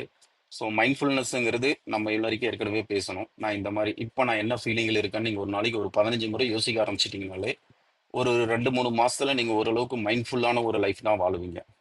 நான் என்ன பண்ணுறேன், இப்போ எதுக்காக இது பண்ணுறேன் அப்படின்ட்டு உங்கள் பிரெயின் உங்ககிட்ட பேசிக்கிட்டே இருக்கும். எக்ஸசைஸ் ஒரு நாளைக்கு ஒரு 1/2 hour ஏதாவது ஒரு எக்ஸசைஸ், ரன்னிங்கு இல்லைனா ஜஸ்ட் ஒரு வெயிட் லிஃப்டிங்கு ஏதாவது ஒன்று ஒரு 1/2 hour பண்ணுங்க. டயட்டு ஃபுட் இருந்துட்டு கண்ட நேரத்துல கண்டதையும் சாப்பிட்றத விட்டுட்டு ஓரளவுக்கு ப்ராப்பரா பிளான்டு டயட். ஓகேங்களா? இதெல்லாம் பெரிய பெரிய டாபிக்ஸ், பட் நான் டச் பண்றேன். ஸோ டயட்டை ரொம்ப பார்த்துக்கோங்க. இம்பார்ட்டண்ட்டாக ஸ்லீப். என்ன ஆனாலும் 8 hours 9 hours சொல்லுவாங்க, அதுக்கு அவ்வளோ டைம் கிடைக்குதே இல்லையோ, பட் நான் என்னோட கோல் இருந்துட்டு எல்லா நாளுமே ஒரு 7 hours தூங்கிடணும் நான் அப்படிங்கிறது ரொம்ப ரொம்ப பர்டிகுலர். 10 மணிக்குள்ள தூங்கணும்ட்டு ஆசைப்படுவோம், அப்பதான் என்னால் 5 மணிக்கு எழ முடியும்ட்டு. 11 மணி ஆயிடுச்சுன்னா அன்னைக்கு அடுத்த நாள் காலையில நான் 6 மணிக்கு தான் எழுவேன். அப்புறம் ஏதாவது ஒரு டிராவல் இந்த மாதிரி டயத்துல சம்டைம்ஸ் 2-2:30 வந்து படுத்துருவேன். அப்போ 8 மணி வரைக்கும் கூட தூங்கியிருக்கேன். ஸோ அந்த மாதிரி அந்த 7 மணி நேரம் தூக்கம்ன்றது ரொம்ப ரொம்ப இம்பார்ட்டன்ட்டு. இது எல்லாமே கொஞ்சம் ட்ரை பண்ணோம்னா டெஃபினெட்லி கொஞ்சம் கூட காமா இருக்க முடியும் அப்படின்ட்டு நான் ஃபீல் பண்றேன். இன்னைக்கு வரைக்கும் நான் ஸ்ட்ராங்கா பிலீவ் பண்றேன். அடிக்கடிக்கு கேட்டுட்டு இருக்கேன் இப்போ ஒய்ஃப் எல்லாருக்கிட்டையுமே, இப்போ எப்படி இருக்கேன் அப்படின்ட்டு. ஒரு 2-3 வருஷமா 4-5 வருஷமாவே ஓரளவுக்கு பரவாயில்ல. இது எவ்வளவு நாளைக்கு போகும்னு தெரியல, பட் நான் இதை கண்டினியூ பண்ணலாம் தான் இருக்கேன். ஸோ இதை நீங்க பண்ணும்போது டெஃபினெட்லி உங்களோட எமோஷனல் இன்டெலிஜென்ஸ் மச் பெட்டரா இருக்கும். மேபி இன்னொரு நாளைக்கு இந்த புக்ல ஒன்றும் வேற அவர் சொல்லியிருக்கிற விஷயம் என்னன்னா இந்த எமோஷன்ஸ்லாம் எந்த மாதிரி இடத்துல எப்படி அப்ளை பண்ணும் அப்படிங்கிற மாதிரி, அப்புறம் குழந்தைங்களை எப்படி வளர்க்கலாம், இந்த எமோஷன்ஸ் உங்களுக்கு தெரிஞ்சிருந்ததுன்னா குழந்தைங்களுக்கு வளர்க்கிற சில டிப்ஸு, அப்புறம் உங்களோட கூட இருக்கவங்க உங்க ரிலேட்டிவ், ஸோ இவங்களுக்கெல்லாம் எப்படி இதை பத்தி ஒரு நாலேஜ் நீங்க டீச் பண்ணலாம் அப்படிங்கிற மாதிரி கொஞ்சம் பேசியிருப்பாரு. ஏன்னா அவர் எமோஷனை அது பைபிள் மாதிரி யூஸ் பண்ணி அவ்வளோ ஆராய்ச்சி பண்ணியிருப்பாரு. அதுல அதுக்கும் நிறைய ஸ்டடீஸ்லாம் இருக்கும் ஒரு ஒரு பார்ட்லையும். கடைசியா ஏன் இது ரொம்ப ரொம்ப இம்பார்ட்டன்ட், எமோஷனல் இன்டெலிஜென்ஸ் இல்லாத வேர்ல்டு எப்படி இருக்கும் அப்படிங்கிற மாதிரியும் கொஞ்சம் பேசியிருப்பாரு. ஸோ அது மேபி வேற எப்பயாவது பார்க்கலாம். ஸோ தேங்க்ஸ், வாய்ப்புக்கு நன்றி சார். ஸோ பிரிட்டோ சார் முடிச்சிட்டேன் சார். ஹலோ. நன்றிங்க அசோக். மிகவும் சிறப்பான ஒரு தேங்க்யூ. பகிர்தல். நிச்சயமாக இன்றைய காலகட்டத்தில் நாம் எவ்வாறு நமது வாழ்வினை முன்னெடுத்து செல்கின்றோம், அறிவு சார்ந்த விடயங்களில், உணர்வு சார்ந்த விடயங்களில் எவ்வளவு சிறப்பாக நமது வாழ்வியலை எடுத்து செல்கின்றோம், அதை இன்னும் பண்படுத்திக் கொள்வதற்கான வாழ்வியல் கூறுகளை எவ்வாறு வடிவமைத்துக் கொள்ளலாம் என்பதை குறித்த ஒரு அற்புதமான பார்வையினை உணர்வு மேலாண்மை என்ற ஒரு தலைப்பில் எமோஷனல் இன்டெலிஜென்ஸ் என்ற அற்புதமான புத்தகத்தின் சாராம்சத்தினை அதிகாலை அன்பு பரிசாக வழங்கிய தருணங்களுக்காக சொலரங்க சொந்தங்களாகிய அன்பு நண்பர்கள் ஒவ்வொருவருடனும் இணைந்து சரித்திரம் படைப்போம் தளம் தங்களுக்கு மனம் நிறைந்த நன்றிகளையும் வாழ்த்துக்களையும் பாராட்டுகளையும் பகிர்ந்து கொள்வதில் பெரும் மகிழ்வு கொள்கின்றது. அன்பிற்கினிய நண்பர்களே, நாம் அனைவரும் இணைந்திருப்பது சரித்திரம் படைப்போம் தளம். ஒவ்வொரு வாரமும் ஒவ்வொரு தொகுப்பு, ஒவ்வொரு நாளும் ஒவ்வொரு தலைப்பு. வார இறுதியில் சிறப்பு விருந்தினரின் அழைப்பு. ஞாயிறுதோறும் நமக்கான விடுப்பு என்ற அடிப்படையில் நமது தளம் இயங்கி வருகின்றது. அவ்வரிசையில் இந்த வாரம் முழுக்க நாம் செழுங்கிழை என்ற ஒரு அற்புதமான தொகுப்பின் கீழ் நமது சிந்தனைகளை செழுமைப்படுத்தி வருகின்றோம். அவ்வரிசையில் இன்று உணர்வு மேலாண்மை என்ற ஒரு அற்புதமான தலைப்பின் கீழ் அன்பு சகோதரர் அசோக் மணி அவர்கள் அற்புதமான சிறப்புரையை அதிகாலை அன்பு பரிசாக நமக்கு வழங்கினார்கள். ஒவ்வொரு நாள் நிகழ்வுகளிலும் சரித்திரம் படைப்போம் தளத்தோடு இணைந்து பயணிக்கவும், நமது வாழ்வியல் வழித்தடங்களை இன்னும் வளப்படுத்திக் கொள்ளவும் அன்புடன் அழைக்கின்றோம். இப்பொழுது நிகழ்வின் நெறியாளுமையை தொடரவும், முதன்மை கருத்தினை வழங்கிடவும் அன்பு தோழர் கற்பகவல்லி அவர்களை அன்புடன் அழைக்கின்றோம். நன்றி. நன்றிங்க தோழர். அனைவருக்கும் வணக்கம். அசோக் மணி அவர்கள் இன்று உணர்வு மேலாண்மை, அதாவது இமோஷனல் இன்டெலிஜென்ஸ் பத்தி அந்த ஒரு புத்தகத்துல இருந்து சில கருத்துக்கள் பகிர்ந்துக்கிட்டாரு. இந்த இமோஷனல் இன்டெலிஜென்ஸ் அப்படிங்கிற புத்தகத்தை எழுதியவர் டேனியல் கோல்மேன் அப்படிங்கிறவரு. அவரு நோபல் பரிசு கூட வாங்கியிருக்காரு. எதுக்காக அப்படின்னு பார்த்தோம்னா பொருளாதாரத்துக்காக அவர் வாங்கியிருக்காரு. இதுல பொருளாதாரம் பத்தி எனக்கு எதுவுமே அவர் படிச்சதே கிடையாது. ஆனாலும் அந்த பொருளாதாரத்துக்காக அவர் நோபல் பரிசு வாங்கியிருக்காரு. ஒரு ப்ராஸ்பெக்ட் தியரி அப்படிங்கிற ஒரு தியரிக்காக அவர் இத வாங்கியிருக்காரு. அதாவது ஒரு நாட்டின் பொருளாதாரம் எப்படி தீர்மானிக்கப்படுதுன்னா, ஒவ்வொருவரும் ஒரு தனிப்பட்ட முறையில என்ன செலவு எப்படி செய்யப் போறோம் அப்படிங்கிறத தீர்மானிக்கிறதுல இருந்து தான் நாட்டின் பொருளாதாரத்த கூட தீர்மானிக்க முடியும் அப்படிங்கிறத சொல்றாரு. இந்த புத்தகம் அப்படின்னு பார்த்தோம்னா, இது ஒரு பைபிள் அப்படின்னு கூட சொல்லலாம். பைபிள் ஆஃப் எமோஷன்ஸ் பத்தி சொன்ன ஒரு புத்தகமா நம்ம எடுத்துக்கலாம். யார் மேல எப்படி நம்ம கோவப்படுறோம், அதை எப்படி வெளிப்படுத்துறோம் அப்படிங்கிறத, என்ன மாதிரியான உணர்ச்சிகளை வெளிப்படுத்துறோம் அப்படிங்கிறது தான் இமோஷனல் இன்டெலிஜென்ஸ் அப்படின்னு சொல்லலாம். மனசு சட்டுன்னு முடிவெடுத்துரும். ஆனா மூளை யோசிச்சு முடிவெடுக்கும்.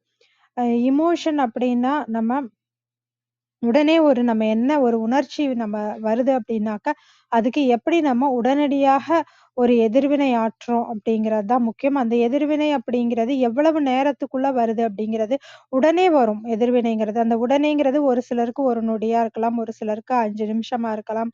இப்படி எவ்வளவு நேரம் கழிச்சு வேணாலும் அந்த எதிர்வினை அப்படிங்கிறது வரலாம்.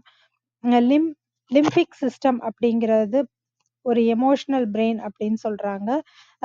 அது ஆரம்ப காலகட்டங்களில மனிதர்கள் ஒரு காட்டுல வசிச்சுட்டு இருந்த மாதிரியான அந்த காலகட்டங்கள்ல இருந்தது. அதற்கப்புறம் தான் இந்த நியோ கார்டெக்ஸ் அப்படிங்கிறது டெவலப் ஆயிருக்கு. அது தாய்மை உணர்வு அப்படின்னு கூட நம்ம எடுத்துக்கலாம். அது ஒரு நியோ கார்டெக்ஸ் அப்படிங்கிறது நம்ம மூளை அப்படின்னும் எடுத்துக்கலாம். ஒரு ரேஷனல் திங்கிங் அப்படிங்கிறதும் எடுத்துக்கலாம். என்ன இதனால இது நடக்கும் அப்படின்றத யோசிச்சு எடுக்கிறதுக்கான ஒரு விஷயமாவும் நம்ம எடுத்துக்கலாம். இப்ப இந்த லிம்பிக் சிஸ்டம் அப்படிங்கிறத நம்ம ஒரு வயதானவரா கற்பனை பண்ணிக்கலாம். ஒரு நியோ கார்டெக்ஸ் அப்படிங்கிறத நம்ம ஒரு இளமையானவரா கூட இது ஒரு கம்பேர் பண்ணி பார்த்தோம்னா, வயதானவர்களால இளமையானவர்களெல்லாம் உடனே கண்ட்ரோல் பண்ண முடியாது அப்படின்னு நம்ம சொல்லுவோம்.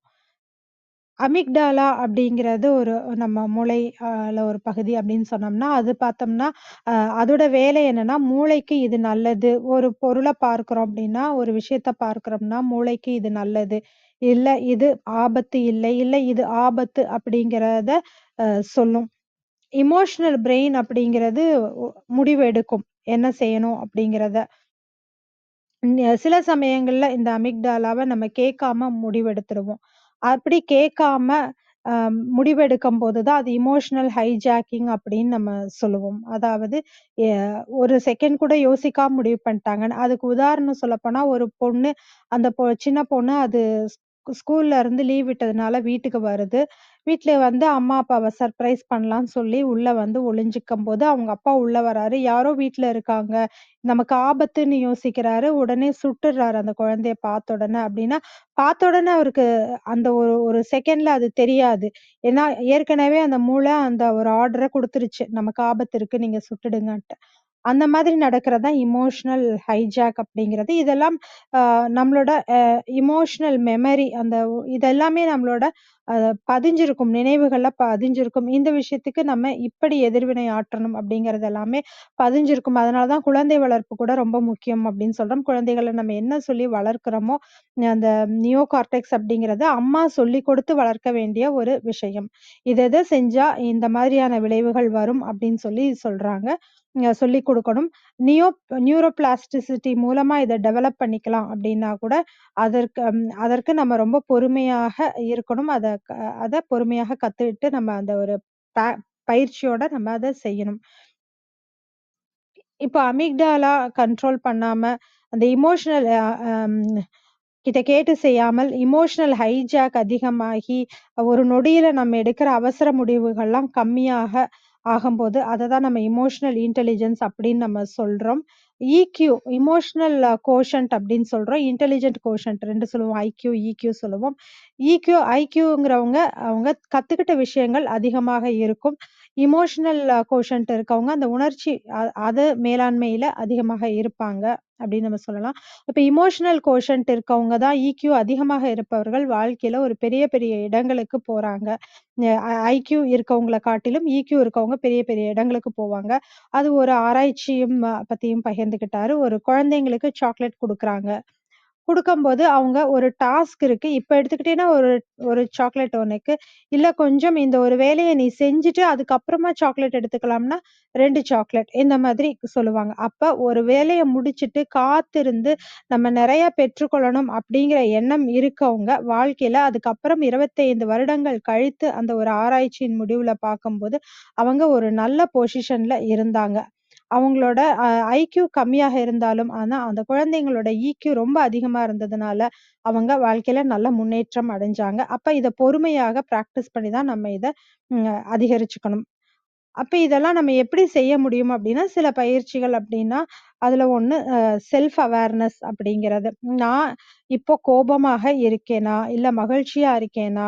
நான் என்ன மாதிரியான ஒரு உணர்ச்சி நிலையில நான் இப்ப இருக்கேன் அப்படிங்கிறத நம்ம தெரிஞ்சுக்கணும். அதற்கு ஒரு 15 முறை நம்ம ஒரு நாள்ல ஒரு நேரம் குறிச்சுட்டு நம்ம செக் பண்ணிக்கலாம். எப்பல்லாம் நமக்கு நேரம் கிடைக்கோ, அப்பதெல்லாம் இப்ப நம்மளோட மனநிலை என்ன இருக்கு அப்படிங்கிறத தெரிஞ்சு வச்சுக்கலாம். உதாரணத்துக்கு, அப்ப நான் கோவமா இருக்கேன் அப்படிங்கிறத நம்ம பழகிட்டோம். இப்ப நம்ம அத செக் பண்ணி பழகிட்டோம் அப்டின்னா, நம்ம கோபமான உடனேயுமே அந்த நியோ கார்டெக்ஸ் நமக்கு சொல்லிடும். "நீ கோபமா இருக்க" அப்படிங்கிறத சொல்லும். அப்ப கோபப்பட்டா என்னென்ன விளைவுகள் வரும் அப்படிங்கிறதெல்லாம் நமக்கு சொல்லும். அதனால நம்மளோட கோபம் அப்படிங்கிறது குறையறதுக்கு வாய்ப்பு இருக்கு. அதே போல சப்ரஸ் பண்ணக்கூடாது. கோபத்த அடக்கிக்கிறது அப்படிங்கிறதும் செய்யக்கூடாது. ஏன்னா அமிக்டாலா சொல்லும், இந்த விஷயத்துக்கு நீ கோபப்படணும் அப்படின்னு சொன்னாலும், நம்ம அத கோபப்படாம விட்டுட்டோம் அப்படின்னா, அதோட ஈகோ சாட்டிஸ்ஃபை ஆகாது. அப்ப இன்னும் நெறைய நெறைய அது அமிக்டாலா அனுப்பும்போது, அது நம்ம நெறைய கோவப்பட ஆரம்பிச்சுடும். அதனால அத கண்ட்ரோல் அப்படியே சப்ரஸ் பண்ணி அடக்கிக்க கூடாது. அந்த கோபத்த நம்ம கொஞ்ச நேரம் தள்ளி போடலாம். ஒரு 5 நிமிஷம் கழிச்சு தான் என்ன நடந்தாலும் நான் கோபப்பட போறேன் அப்படிங்கிறத நம்ம தள்ளி வைக்கலாம். இன்னொன்னு கோபம் வருது அப்படிங்கம்போது, நம்ம ஏன் கோபப்படணும் அப்படிங்கிறத யோசிக்கணும். யோசிச்சுட்டு வேற ஒரு நல்ல காரணம், ஒரு நன்றி உணர்வோ, வேற ஒரு நல்ல சூழ்நிலையவோ நம்ம மனதுல ஒரு நல்ல எண்ணத்த கொண்டு வரும்போது, இந்த கோபமும் நமக்கு காணாமல் போய்விடும். அதே மாதிரி எம்பத்தி அப்படிங்கிறதும் ரொம்ப முக்கியம். அ எம்பத்தி என்னன்னா, அவங்க நிலைமையில இருந்து நமக்கு எதிர்க்க ஒருத்தவங்க கோவப்படுறாங்க. நம்மளும் திருப்பி கோவப்படாம, அவங்க ஏன் அப்படி கோவப்பட்டாங்க? அவங்களோட நிலைமை என்ன? அப்படிங்கிறதெல்லாம் நம்ம புரிஞ்சுக்கிட்டோம் அப்படின்னா, அவங்களோட இடத்துல இருந்து நம்ம அத புரிஞ்சுக்கும்போது கூட நமக்கு கோபம் வராது. இந்த மாரி அவர்களோட உணர்ச்சிகள நம்ம புரிஞ்சுக்கிட்டோம்னா, நம்ம உறவு நிலைகளும் மேம்படுத்திக்க முடியும் அப்படிங்கிறது தான். இதுக்கு இன்னும் சில அவர் அசோக் அவர்கள் வாழ்க்கையில பின்பற்ற ஒரு சில விஷயங்களையும் சொன்னாரு. அதுல முக்கியமாக குறைந்தபட்சம் 20 நிமிடங்கள் தியானம் பண்ணலாம். அடுத்ததாக மைண்ட்ஃபுல்னஸ் அப்படிங்கிறது, அது நம்ம எப்படி அந்த வாழ்க்கையில நம்ம அ இப்ப நம்ம சாப்பிட போறேன், இத சாப்பிட போறேன், இல்ல இந்த விஷயங்கள் நான் கோவமா இருக்கேன். இந்த மாரி நம்மளோட மனநிலை இது எல்லாமே தெரிஞ்சுகிட்டு நம்ம செய்யும்பொழுது, அந்த வாழ்க்கை சிறப்பா இருக்கும். அதே மாரி உடற்பயிற்சி ரொம்ப முக்கியம். ம் அ ஒரு 1/2 மணி நேரம் உடற்பயிற்சி. அடுத்தது நம்மளோட உணவு முறை, சரியான ஒரு உணவு முறை, சரியான ஒரு குறைந்தபட்சம் ஒரு 6, 7 மணி நேர தூக்கம் இது எல்லாமே உடம்பு, மனசு இது 2த்துக்குமே நல்லது. உடல் நலம் சரியா இருக்கும்போது நம்ம மனநிலையும் அ அமைதியாக இருக்கும். இதன் மூலமாக நானும் கோவத்த எல்லாம் குறைச்சிருக்கேன் இதுவரைக்கும். இதெல்லாம் எனக்கு உதவியாக இருக்கு அப்படின்னு சொல்லிட்டு, எமோஷனல் இன்டெலிஜென்ஸ்னா என்னங்கிறதும் அதை எப்படி நம்ம பிரெயினோட ஃபங்ஷன்ஸ் என்ன அப்படிங்கிறதையும் சொல்லி, அதை எப்படி நம்மளால கண்ட்ரோல் பண்ண முடியும் அப்படிங்கிறதெல்லாம் ரொம்ப சிறப்பாக எடுத்துக் கூறிய அசோக்மணி அவர்களுக்கு மனமார நன்றி தெரிவித்துக் கொள்கிறோம். விஜயகுமாரி அம்மா வணக்கம். நீங்க பேசலாம்.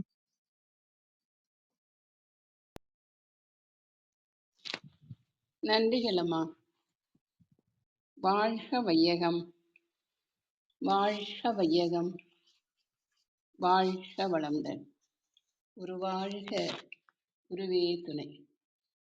சரித்திரம் படைப்போம் தளத்துக்கு நன்றி. அதை எடுத்து தினந்தோறும் சரித்திரம் படைத்து கொண்டிருக்கும் கருணை உள்ளம் ஆரோக்கிய பிரிட்டோ ஐயா அவர்களுக்கு பல கோடி நன்றிகள். அதில் நடைபெற்று கொண்டிருக்கும் சிந்தனை சிற்பி கற்பகவல்லி அம்மா, கற்பனை களம் ரேவதி அம்மா, சரித்திரம் படைப்போம் தளத்தில் சித்திரம் வடிக்கும் வேல்ராஜ் ஐயா, அனைவருக்கும் என் மனமார்ந்த நன்றிகள். மற்றும் நம் குழுவில் இன்று நமக்கெல்லாம் வந்து ஐயா அசோக்மணி அவர்கள் அரிய பெரிய கருத்துக்களை எடுத்து கூறியதற்கு நன்றிகள் ஐயா. மற்றும் நம் குழுவில் குழுமி இருக்கும் அனைத்து அன்பு உள்ளங்களுக்கும் என் மனமார்ந்த நன்றிகளும் வாழ்த்துக்களும். வாங்க வாழ்த்தும் பயனுக்கும் போயிடலாம். இன்னைக்கு தமிழ் வருட பிறப்பு முதல் நாள் இது. இன்னைக்கு வந்து இந்த வாழ்த்து ரொம்ப அபரிதமா உங்களுக்கு கிடைக்கும். அதனால கண்களை மூடி அமைதியா உட்காந்து அதை அப்படியே உள்வாங்குங்க. நன்றி. நாம் அமர்ந்துள்ள இந்த இடம் முழுவதும் நல்ல தூய தெய்வீக ஆற்றலே நிரம்பின. அப்படியே உணர்ந்து பாருங்க. அருட்பேராற்றல் உடலிலே உயிரிலே அலை அலையாக பாய்ந்து நிரம்புவதை உணர்கிறோம்.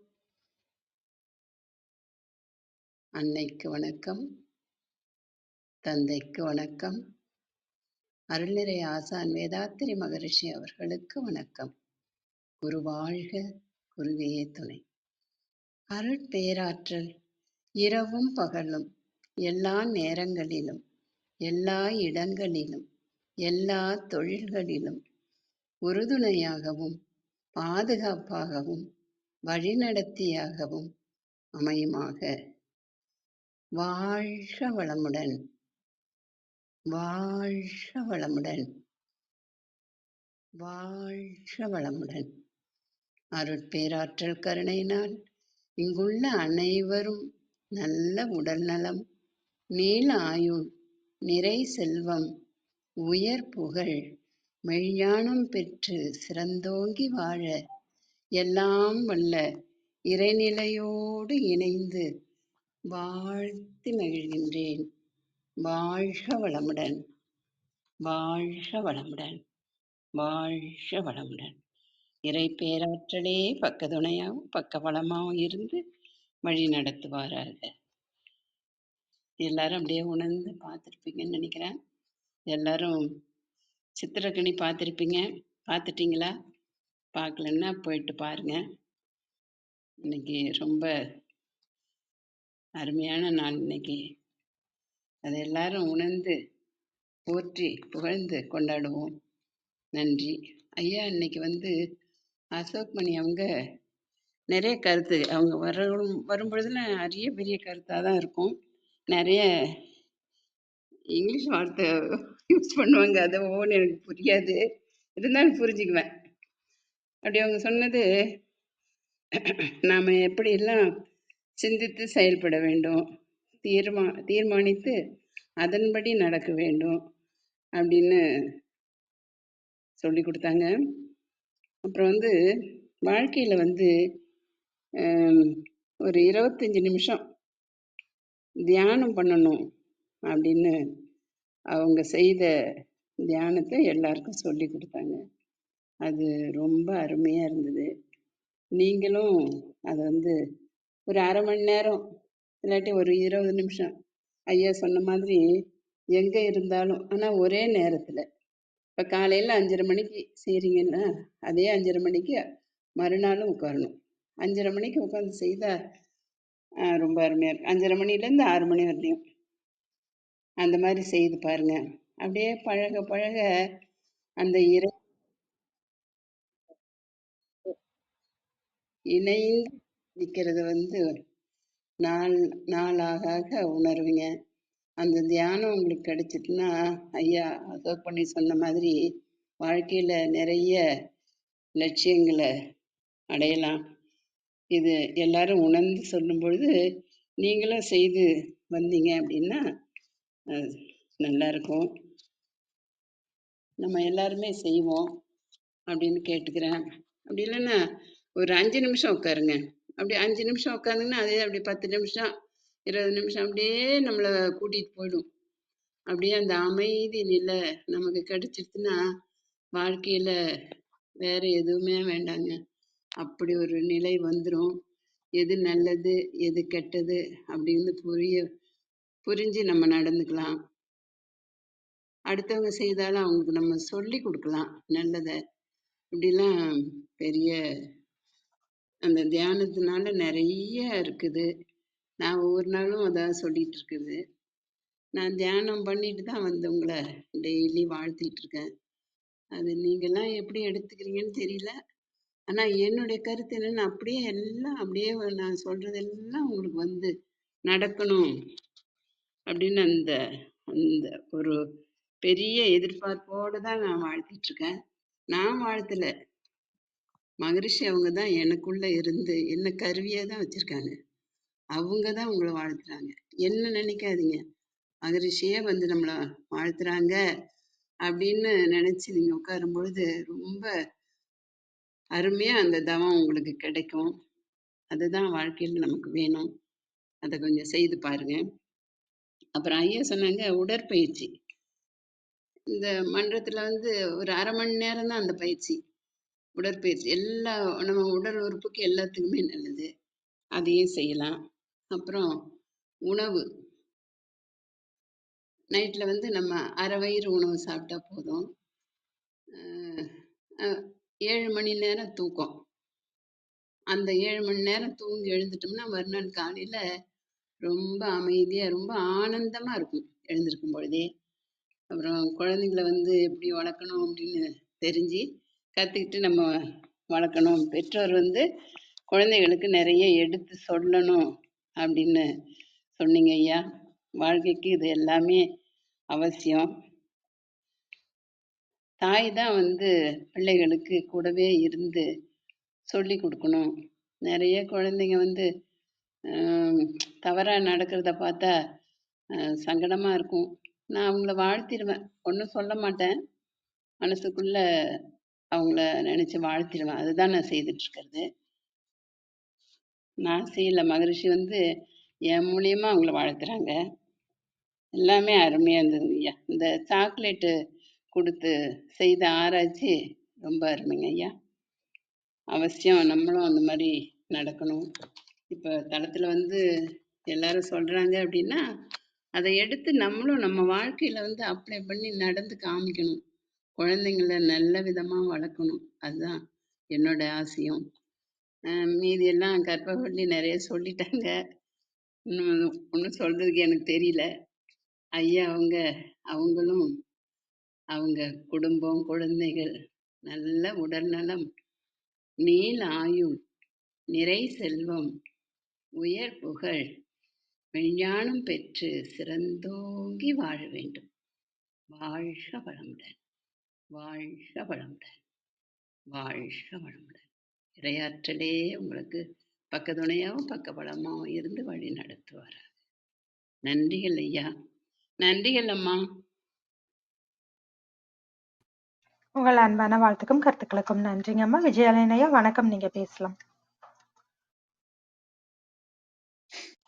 இனிய காலை வணக்கம். தமிழ் புத்தாண்டு வாழ்த்துக்கள் அனைவருக்கும். சரித்திரம் படிப்போம் 695 சிலுங்கிலை உணர்வு மேலாண்மை. சகோதரர் அசோக் மணி அவர்கள் மிகவும் சிறப்பாக இன்று நம்மிடம் அந்த புத்தகத்தை ஜூஸ் ஆக்கி நமக்கு அற்புதமாக படைத்தார்.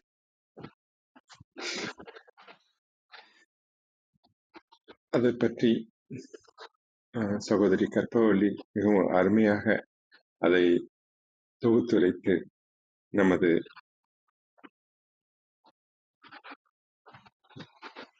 ஆகையால் இந்த உணர்வு மேலாண்மை உண்மையில் ஒவ்வொருவருக்கும் மிகவும் தேவை. ஸோ உணர்வு மேலாண்மை என்பது தெரிந்து கொண்டால் நாம் உணர்வுகளை எப்படி எடுத்து சொல்வோம், நாம் நம்மளையும் சரி செய்து மற்றவர்களுடைய எமோஷனையும் புரிந்து கொண்டோம்னா வாழ்க்கையில அடுத்த கட்டத்துக்கு நம்ம போவோம் அப்படிங்கிறத ரொம்ப அற்புதமா சொன்னாங்க. அதற்கு நன்றி. மைண்ட்ஃபுல்னஸ் அப்படிங்கிறது ரொம்ப ரொம்ப முக்கியம். நம்ம வாழ்க்கையில நம்ம என்ன செய்யறோம், நம்ம அடுத்த கட்ட நடவடிக்கைகள், நம்ம ஒருத்தங்க கோவப்பட்டாங்கன்னா அது எதுக்குனால கோவப்பட்டாங்கன்னு கொஞ்சம் ஒரு நிமிஷம் அதை யோசனை பண்ணி பார்த்தாலே நிறைய விஷயங்கள் நம்மளுக்கு புலப்படும். ஸோ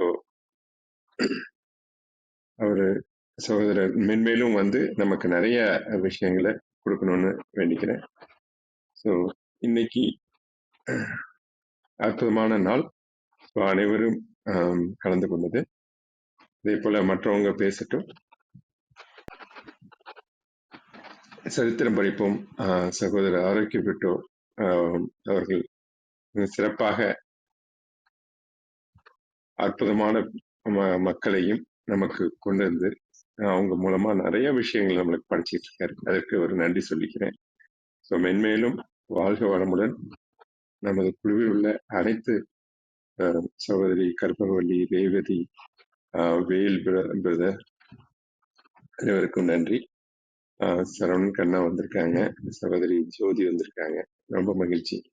மற்றவங்களும் கலந்துக்கணும்னு நினைக்கிறேன். நன்றி. மற்றவங்க பேசட்டும், நான் வாய்ப்பு. உங்கள் அன்பான வாழ்த்துக்கும் கருத்துக்களுக்கும் மிக்க நன்றி. ரேவதி வணக்கம், நீங்க பேசலாம்.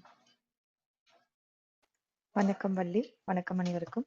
இன்னைக்கு அசோக் அவங்க நிறைய உணர்வு மேலாண்மையை பத்தி பேசினாங்க.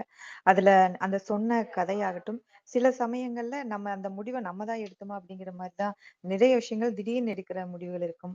அதுவாகட்டும், அந்த இன்னர் சைல்டு அப்படிங்கிறது இப்ப நிறைய அந்த அவேர்னஸ் இருக்கு. ஆனா நம்ம அந்த குழந்தையா இருக்க பருவத்துல நம்மளுக்கு நிறைய நீதி கதைகள், அது போல நம்ம பெரியவங்க எல்லாருமே அதை போதிச்சுட்டு தான் இருந்தாங்க அப்படிங்கிற மாதிரிதான் இருந்தது. அவர் சொல்லல எனக்கு அதுதான் நினைவு வருது. அதே போல அவர் வாழ்க்கையில இருந்து அந்த காட்டின எடுத்துக்காட்டு அப்படிங்கிறது குழந்தைகள் முழுக்க முழுக்க நீங்க என்ன டீச் பண்றீங்க அப்படிங்கிறத விட நம்ம எப்படி நடந்துக்கிறோம் அப்படிங்கிறது தான் அவங்க பார்த்து வளர்ந்துக்குவாங்க. நம்ம எல்லாமே ரொம்ப அழகா மாறலா சொல்லிட்டு நம்ம அதை ஃபாலோ பண்ணலைன்னா அதை அவங்க எடுத்துக்கவே மாட்டாங்க. அதே போல அவங்களுடைய ஒவ்வொரு குணநலன்களும் எங்க தீர்மானிக்கப்படுதுன்னா முதல்ல அவங்க வீட்டுலதான். அது யாரை எப்படி பாக்குறா, யாரு எப்படி மதிச்சு பேசுறாங்க. இப்ப சில சமயம் ஒருத்தங்களுக்கு மரியாதை கொடுக்கறதோ அந்த மாதிரி ஏதாவது ஒரு இது இருக்குதுன்னா அதுதான் சரி அப்படிங்கிற மாதிரி அந்த குழந்தைகள் மனசுல பதிஞ்சிடும்.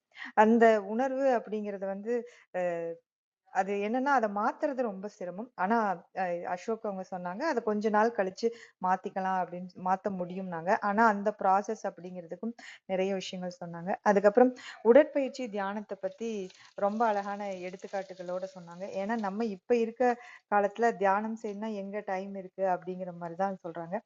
இது எல்லாமே என்னன்னா நீங்க அந்த டைம் அது ஒரு இன்வெஸ்டிங் டைம் தான். அது பிசிக்கல் எக்ஸசைஸ் ஆகட்டும், இல்லைன்னா நீங்க மெடிடேஷன் பண்றதாகட்டும், அது ஒரு இன்வெஸ்டிங் டைம் தான். அந்த இன்வெஸ்ட் பண்றது அது உங்களுடைய அந்த ப்ராக்ரஸ்ல நிச்சயமா அந்த டயத்தை கம்மி பண்ணும். நீங்க அதுக்காக போட வேண்டிய எஃபர்ட் அதையெல்லாம் கம்மி பண்ணும். இது மாதிரி நிறைய விஷயங்கள் அதுவும் சயின்டிபிக்கா நம்ம மூளை எப்படி இது ஃபங்க்ஷன் ஆகுதுன்னு ரொம்ப அழகா அசோக் நம்மளுக்கு விளக்குனாரு. ரொம்ப நன்றிங்க அசோக், ரொம்ப நன்றி. உங்கள் அன்பான வாழ்த்துக்கும் கருத்துக்களுக்கும் மிக்க நன்றி. விவேக் வணக்கம், நீங்க பேசலாம். அனைவருக்கும் உற்சாகமான காலை வணக்கம். எனக்கு அசோக் அவர்கள் மிகவும் சிறப்பான ஒரு எமோஷனல் இன்டெலிஜென்ஸ் பற்றி ரொம்ப சிறப்பாக சொன்னாங்க. குறிப்பாக எப்படி நம்மளுடைய முறை இயக்கம் ஸோ நம்ம எப்படி ஒரு விஷயத்தை எடுத்துக்கிறது, அதை எப்படி நம்ம ரியாக்ட் பண்ணுறோம், எப்படி ரியாக்ட் பண்ணணும் அப்படின்றத எல்லாத்தையுமே ரொம்ப சிறப்பாக வந்து ஒரு சின்ன குழந்தைக்கு சொல்கிற மாதிரி அழகாக சொன்னாங்க. கண்டிப்பாக அது நிறைய டேக்அவேஸ் இருக்குது. கண்டிப்பாக உங்களுக்கு என்னோட வாழ்த்துக்கள். நன்றி. உங்கள் அன்பான வாழ்த்துக்களுக்கு மிக்க நன்றி. ஜோதிகலை வணக்கம், நீங்க பேசலாம். அவைக்கு காலை வணக்கம். நான் கடைசியா தான் வந்தேன். அவரு உணர்வு மேலாண்மை, இந்த கோபம் அதை பத்தி எல்லாம் தான் எடுத்திருப்பாருன்னு. இப்ப நானே அத ஜோதி கிட்ட ட்ரை பண்ணிட்டு தான் இருக்கேன். ஏன்னா சில நேரம் ரொம்ப அந்த ஆங்ஸைட்டி இஷ்யூஸ் எல்லாம் இருக்கிறதுனால இப்போ வந்து இந்த அம்மா சொன்ன மாதிரி இந்த 7 சக்கரங்கள் அது வந்து எப்படி அவளுக்கு புரியுதோ இல்லையோ அந்த 7 சக்கரத்து பேரை சொல்ல சொல்லியாவது ஹீல் ஆகணும், அமைதியா இருக்கணும், தியானம் இது பண்ணணும் அப்படின்னு அந்த ஒருநிலைப்படுத்த ட்ரை பண்றேன். சில நேரம் அது எனக்கு வந்து சக்சஸ் ஆகுது. அதனால என்ன இதுலயும் ரீப்ளேல அப்புறம் கேட்கிறேன். நன்றி. உங்கள் அன்பான வாழ்த்துக்கும் கருத்துக்களுக்கும் நன்றி. சரவணன் கண்ணா வணக்கம், நீங்க பேசலாம். வணக்கம், அனைவருக்கும் காலை வணக்கம். இனிய தமிழ் புத்தாண்டு நல்வாழ்த்துகள். அருமையான உரை. அசோக் மணி அவர்கள் எப்போதுமே ஒரு நல்ல புத்தகத்தை சொல்லி வீட்டையும் சேர்த்து ஞாபகப்படுத்துவார். அது மாதிரி தான் எனக்கு தோணுச்சு அவர் பேச பேச. இந்த புத்தகம் வந்து இட்லியா இருங்கள் அப்படின்னு சொல்லிட்டு சோமவல்லியப்பன் சொல்லிட்டு நண்பர் எழுதியிருக்கிறாரு. அதுவும் கிட்டத்தட்ட ஒரு 10 வருஷத்துக்கு முன்னாடி வந்ததுன்னு நினைக்கிறேன். 5 வருஷத்துக்கு மேல இருக்கும். இதோட மொத்த சாராம்சம் தான் அந்த தமிழாக்க புத்தகத்துல இருக்கும். முழுக்க முழுக்க நம்ம எப்படி ஹேண்டில் பண்றோம், எப்படி நிறைய விஷயங்களை வந்து நம்மளுடைய அனுபவத்துக்கு தகுந்த மாதிரி ஹேண்டில் பண்றோங்கிறது, அதுக்குள்ள இருக்கிற சயின்டிஃபிக் ரீசன் என்ன, எதனால வந்து எப்படி நம்ம வந்து எமோஷனலா மாறிட்டு இருக்கோம், நம்மளை எப்பப்போ யாரு எமோஷனல் ஆக்கி நம்மளை யூட்டிலைஸ் பண்ணிட்டு இருக்காங்க அப்படிங்கிறதெல்லாம் வந்து இந்த புத்தகத்தோட விஷயத்துல டீகோட் பண்ணி பார்த்தோம்னா தெரியும். ரொம்ப நல்லா டிஸ்கிரைப் பண்ணியிருப்பாரு அந்த புத்தகத்துல சோமவல்லியப்பன். அது மாதிரி இன்னைக்கு இவர் சொன்ன இது எல்லாமே அந்த மீள்பதிவுகளை ஞாபகம் பண்ணுச்சு. பொதுவாகவே இந்த புத்தகம், அறிவு இது எல்லாமே வந்து நமக்கு வெளியில தான். நமக்குள்ள வந்து நம்ம வீட்டில் நம்ம சோதனை எளிதான் மிஸ்டர் அசோக் மணி. ஏன்னா நம்ம வந்து இட்லியா இருந்தால் பரவாயில்ல, ரொம்ப நேரங்களில் ஊத்தப்பமாவே இருந்துடும். அது எப்போ திருப்பணும், எப்போ இன்னும் வேக வைக்கணும்னு வீட்டில் இருக்கவங்க தான் முடிவு பண்ணுறாங்க. ஏன்னா அவங்க வந்து கடுகு தாளிக்கிற நேரத்தில் நமக்கு ஸ்கெட்ச் போட்டுருவாங்க. ஏன்னா நம்ம எப்படி சொன்னால் கேட்போம்னு வெளியில இருக்கவங்களுக்கு தெரியாது. வெளியில இருக்கவங்கள்ட்ட நம்ம ஒரு முகமூடிய போட்டு வச்சிருப்போம். இல்லன்னா, இப்படிதான் இருப்பாரு அப்படிங்கிறத நெனச்சிருப்பாங்க. அதுக்கு தகுந்த மாரி நடிப்போம். வீட்ல இருக்கவங்கள்ட்ட வந்து அது அது அது எந்த ஒரு முகாந்திரமும், முகமூடியும் இருக்காது. அதனால அவங்களுடைய மூவ் வந்து அ அடுத்த லெவலுக்கு அ அம் நல்லாருக்கும். அத வந்து அவங்க எப்படி மூவ் பண்றாங்கங்கிறதே நமக்கு தெரியாம வச்சுக்கிற ஒரு சீக்ரெசி இருக்கு இல்லையா? அதுவே வந்து நம்ம புரிஞ்சுக்கிறதுக்கு ஒரு 20 வருஷம் கோர்ஸ் எடுக்கணும். அந்த மாதிரி தான் லைஃப்ல அது போயிட்டே இருக்கும். ரொம்ப நல்லா இருக்கும் அது. அ ரொம்ப கஷ்டப்படுற ஒரு கேரக்டர் அப்படின்னா, நம்மள வச்சு மெயின்டெயின் பண்றாங்கல்ல. எப்படியெல்லாம் நமக்கு தகுந்த மாதிரி யோசிக்கிறாங்க பாருங்க. நம்ம எப்படியெல்லாம் மாத்துவோம், நம்ம எப்படி சொன்னா எத செய்ய மாட்டோம். இல்ல இவங்கிட்ட எப்படி சொன்னா அந்த வேலை நடக்கும் அப்படிங்கிறதுக்காக ரொம்ப பிரயத்தனப்பட்டு அந்த வேலைய செய்ய வச்சு, அதுக்கப்புறம் நம்மளே அத உணர வச்சு, அது மாரி பண்றதெல்லாம் ரொம்ப ரொம்ப பிராக்டிகலா வந்து வீட்ல இருக்கவங்க தான் ரொம்ப பாதிக்கப்படுவாங்க. ஆனா அந்த பாதிப்பே இல்லாம, அ கெரகம் அப்படின்ட்டு அவங்க பாட்டுக்கு அத செஞ்சுட்டே இருப்பாங்க தொடர்ச்சியா. அது அவங்களுடைய கடமையாவும் போயிரும். அப்புறம் நம்மள ஹேண்டில் பண்ணும்போது மட்டும் அவங்க வந்து ஒரு ஸ்பெஷல் சாஃப்ட்வேர் அட்டாச் பண்ணி பண்ணுவாங்க. ஏன்னா பசங்கள ஹேண்டில் பண்ணும்போது ரொம்ப எமோஷனலா வந்து ஒரு ஃபன்னா, ஜாலியா இருப்பாங்க. அந்த நேரத்துல சேர்ந்து நம்மளும் கும்மி அடிச்சிரணும். நம்ம கிட்ட அவங்க திரும்பிட்டாங்க அப்படின்னா, தவமா பண்ற, மெடிடேஷனா பண்ற, இது எந்திரிச்சு முடிந்தோடனே உனக்கு ஒரு வேலை வச்சிருக்கேன். ஒரு நாளைக்கு ஒரு வேலை, 1 மாசத்துக்கு ஒரு வேலை, 6 மாசத்துக்கு ஒரு வேலை, 1 இயருக்கு ஒரு வேலை வச்சிருக்காங்கன்னா, நம்மள வந்து எந்தெந்த இடத்துல எல்லாம் லேக் ஆகுறோம் அப்படின்னு அவங்களுக்கு கண்டிப்பா தெரியும். இந்த எமோஷனல வந்து கரெக்ட்டா ஹேண்டில் பண்றதுன்னா, வீட்ல இருக்கவங்க தான். அதுவும் எஸ்பெஷலி மனைவிமார்கள் தான் வந்து கரெக்ட்டா இது பண்ணுவாங்க. அது பல நேரங்கள்ல நமக்கு பிடிக்காம போகும். சில நேரத்துல வீராப்பா இருக்கும். சில நேரத்துல ஆனா கடைசியில எங்கேயும் சுத்தி ரெங்கன சேவிக்க வந்து தான் ஆகணும்னு கடைசியில வந்துருவோம். ஆனா என்ன கால விரயம் தான் நடக்கும். அதெல்லாம் வந்து புரியிறது அந்தந்த நேரத்துல வர்றதுக்கு, இந்த மாரி புத்தகங்கள்னால கொஞ்சம் நமக்கு நெம்புகோல் தத்துவம் மாரி நடக்குதுன்னு நெனைக்கிறேன். நல்லா இருந்தது உங்களுடைய உரை. பயணத்துல தான் இருக்கேன். இருந்தாலும் கேட்டுக்கிட்டே வந்தேன். அ ரொம்ப நன்றி அசோக் மணி. வாழ்த்துக்கள். அனைவருக்கும் நன்றி. நன்றி. பயணத்துல இருக்கறனால தைரியமா சொல்லிட்டீங்கன்னு நினைக்கிறேன்.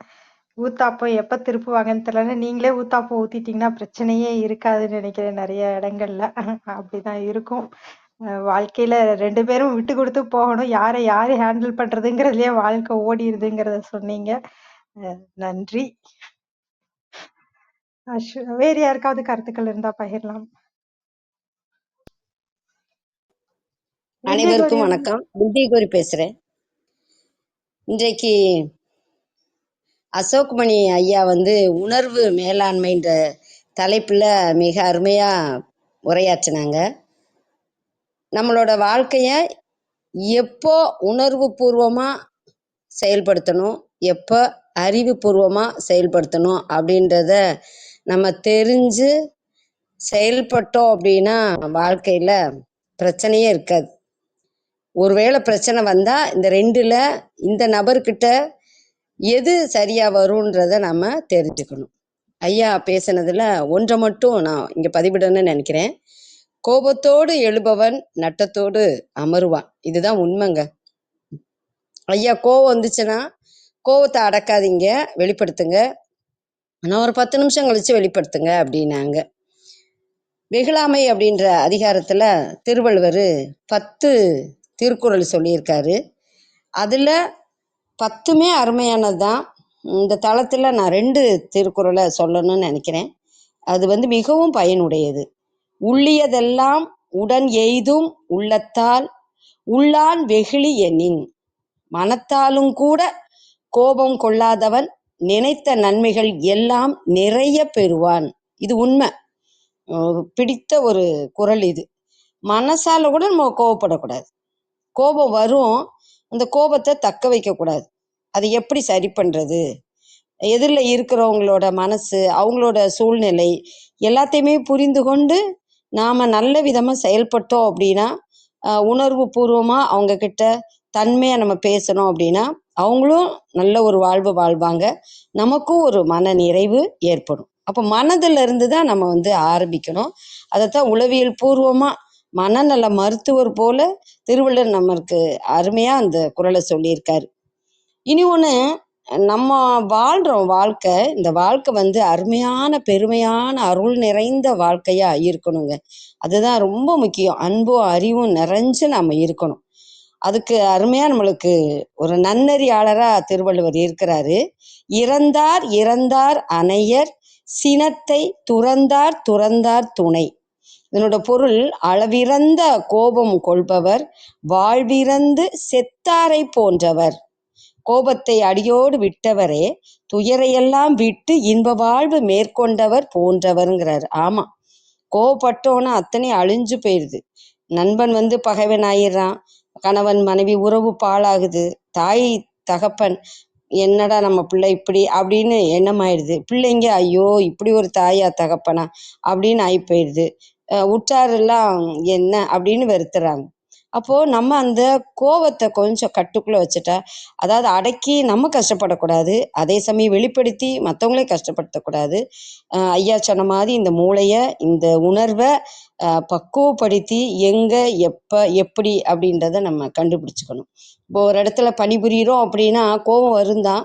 ஆனால் அந்த இடத்துல செலுத்த முடியாது, செலுத்தக்கூடாது, செலுத்தினா பிரச்சனை வரும் அப்படின்னா கொஞ்சம் நிதானமாக இருந்து அதை தன்மையாக பேசி சரி பண்ணிக்கணும். நம்மளை விட எளிமையானவங்க நம்ம குழந்தைங்க பேர பிள்ளைங்கன்னா அவங்க நம்மளை ஒன்றும் பண்ண முடியாதுல்ல, நம்ம தானே வலிமை, நம்ம இந்த அதிகாரத்தில் இருக்கோம், நம்ம அப்பாவாக இருக்கோம், தாத்தாவாக இருக்கோம், நம்ம அவங்கள என்ன வேணாலும் பண்ணலாம் அப்படின்னு அவங்கக்கிட்ட கோபத்தை காட்டுறதும் தப்பு. அப்போ கோபத்தை நம்ம கட்டுக்குள்ளே கொண்டு வரணும். அதே சமயம் நமக்கும் பாதிப்பு இருக்கக்கூடாது.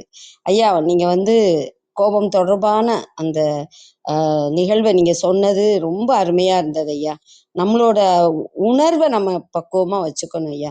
அது இளம் வயதினருக்கு வராது தான். ஆனால் உங்களை மாதிரி எடுத்துரைத்து சொல்கிறத கேட்குறப்போ நம்ம இன்னும் பழகிக்கிறணும் அப்படின்னு நாங்கள் தெரிஞ்சுக்கிட்டோம் ஐயா. நல்ல ஒரு வழிகாட்டுதல் ஐயா.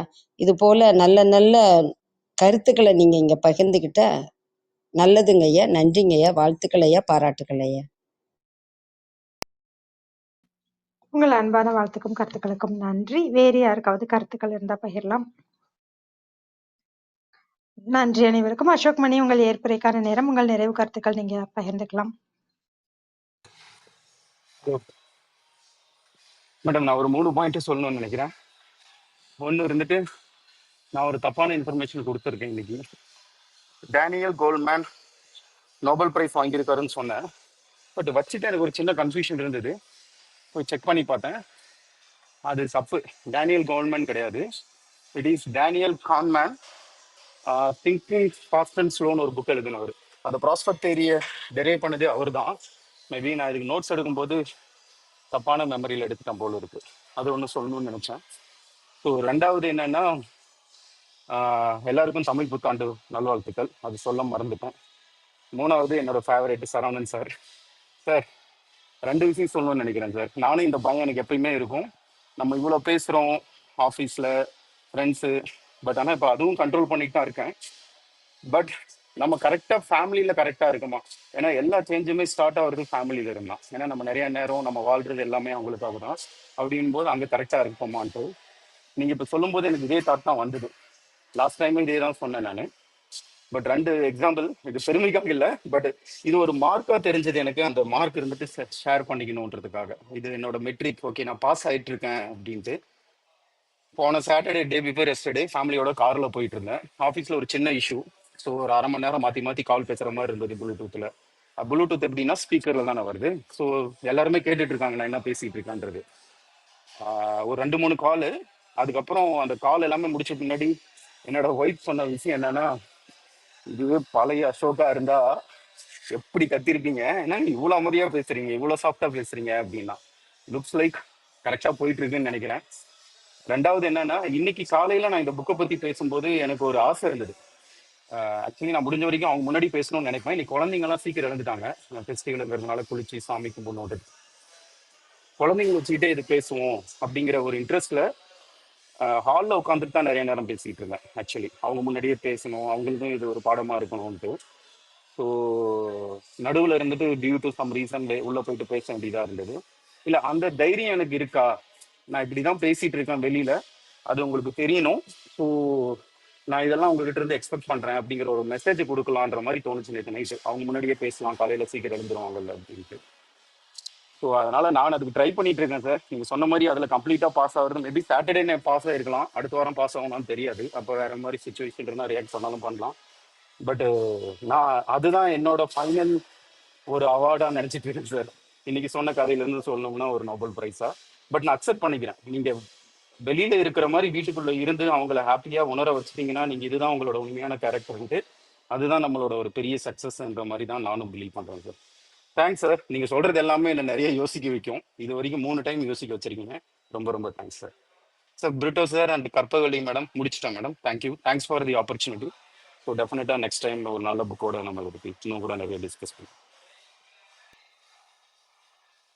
மிக்க நன்றிங்க அசோக் மணி. அந்த ஒரு தகவல் அவர் நோபல் பரிசு வாங்கல அப்படிங்கிறத உடனே செக் பண்ணி பகிர்ந்துகிட்டீங்க, அதற்கு நன்றி. அதே போல நம்ம வீட்ல எப்படி இருக்கோம், வெளியே அப்படி இருக்கோம் அப்படிங்கிறது 2 விஷயங்கள். எல்லோருக்குமே அது இருக்குன்னு நான் நினைக்கிறேன். ஏன்னா வெளியே இருக்கவங்க கிட்ட கொஞ்சம் நம்ம இயல்பா வீட்ல இருக்க முடியும். ஒரு முகமூடி இல்லாத இருக்க முடியும். அதான் அதே சமயம் வெளியே அப்படி இருக்க முடியுமான்னு தெரியும். வெளியே நம்மள நாமே ஒரு மேலாண்மை பண்ணிக்கிறது அப்படிங்கிறது ரொம்ப சுலபம். ஆனா வீட்டுக்குள்ள அது ரொம்ப கஷ்டம். ஏன்னா நம்ம இயல்பா இருக்கணும், அந்த முகமூடி இல்லாம இருக்கணும் அப்படின்னு நம்ம நினைப்போம். அதனால வீட்டுக்குள்ள அந்த மேலாண்மை பண்றதுதான் ஒரு மிகப்பெரிய ஒரு டாஸ்க். அதுவும் பயிற்சியில வரும். அதற்கும் நீங்க சொன்ன ஒரு முக்கியமான 5வது விஷயம் அப்படிங்கிறது ஒரு எம்பத்தி அப்படிங்கிறது. அவங்க நிலைமையில நான் இருந்தா, என் மனைவியின் இடத்துல நான் இருந்தா எப்படி இருப்பேன், நான் பண்றது சரியா, இல்ல என் இடத்துல என் மனைவி இருந்தா எப்படி இருக்கும், இதெல்லாம் நம்ம யோசிச்சு பார்த்து அந்த எம்பத்தட்டிக்கா யோசிக்க ஆரம்பிச்சிட்டோம் அப்படின்னாலே நிச்சயமா எல்லா இடத்துலயுமே உணர்வு மேலாண்மை அப்படிங்கிறது கைகூடக்கூடிய ஒரு விஷயமாக இருக்கும். அதற்கானால் நிறைய நிறைய பயிற்சிகள் என்பது தேவை. மிக்க நன்றி. வேறு யாருக்கும் கருத்துக்கள் இருந்தா பகிரலாம், இல்லைன்னா நம்ம அப்படியே நிகழ்வை நிறைவு செய்து விடலாம். நன்றி அனைவருக்கும்.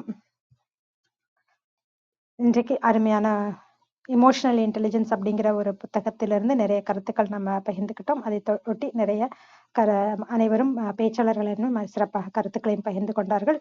அனைவருக்கும் நன்றி.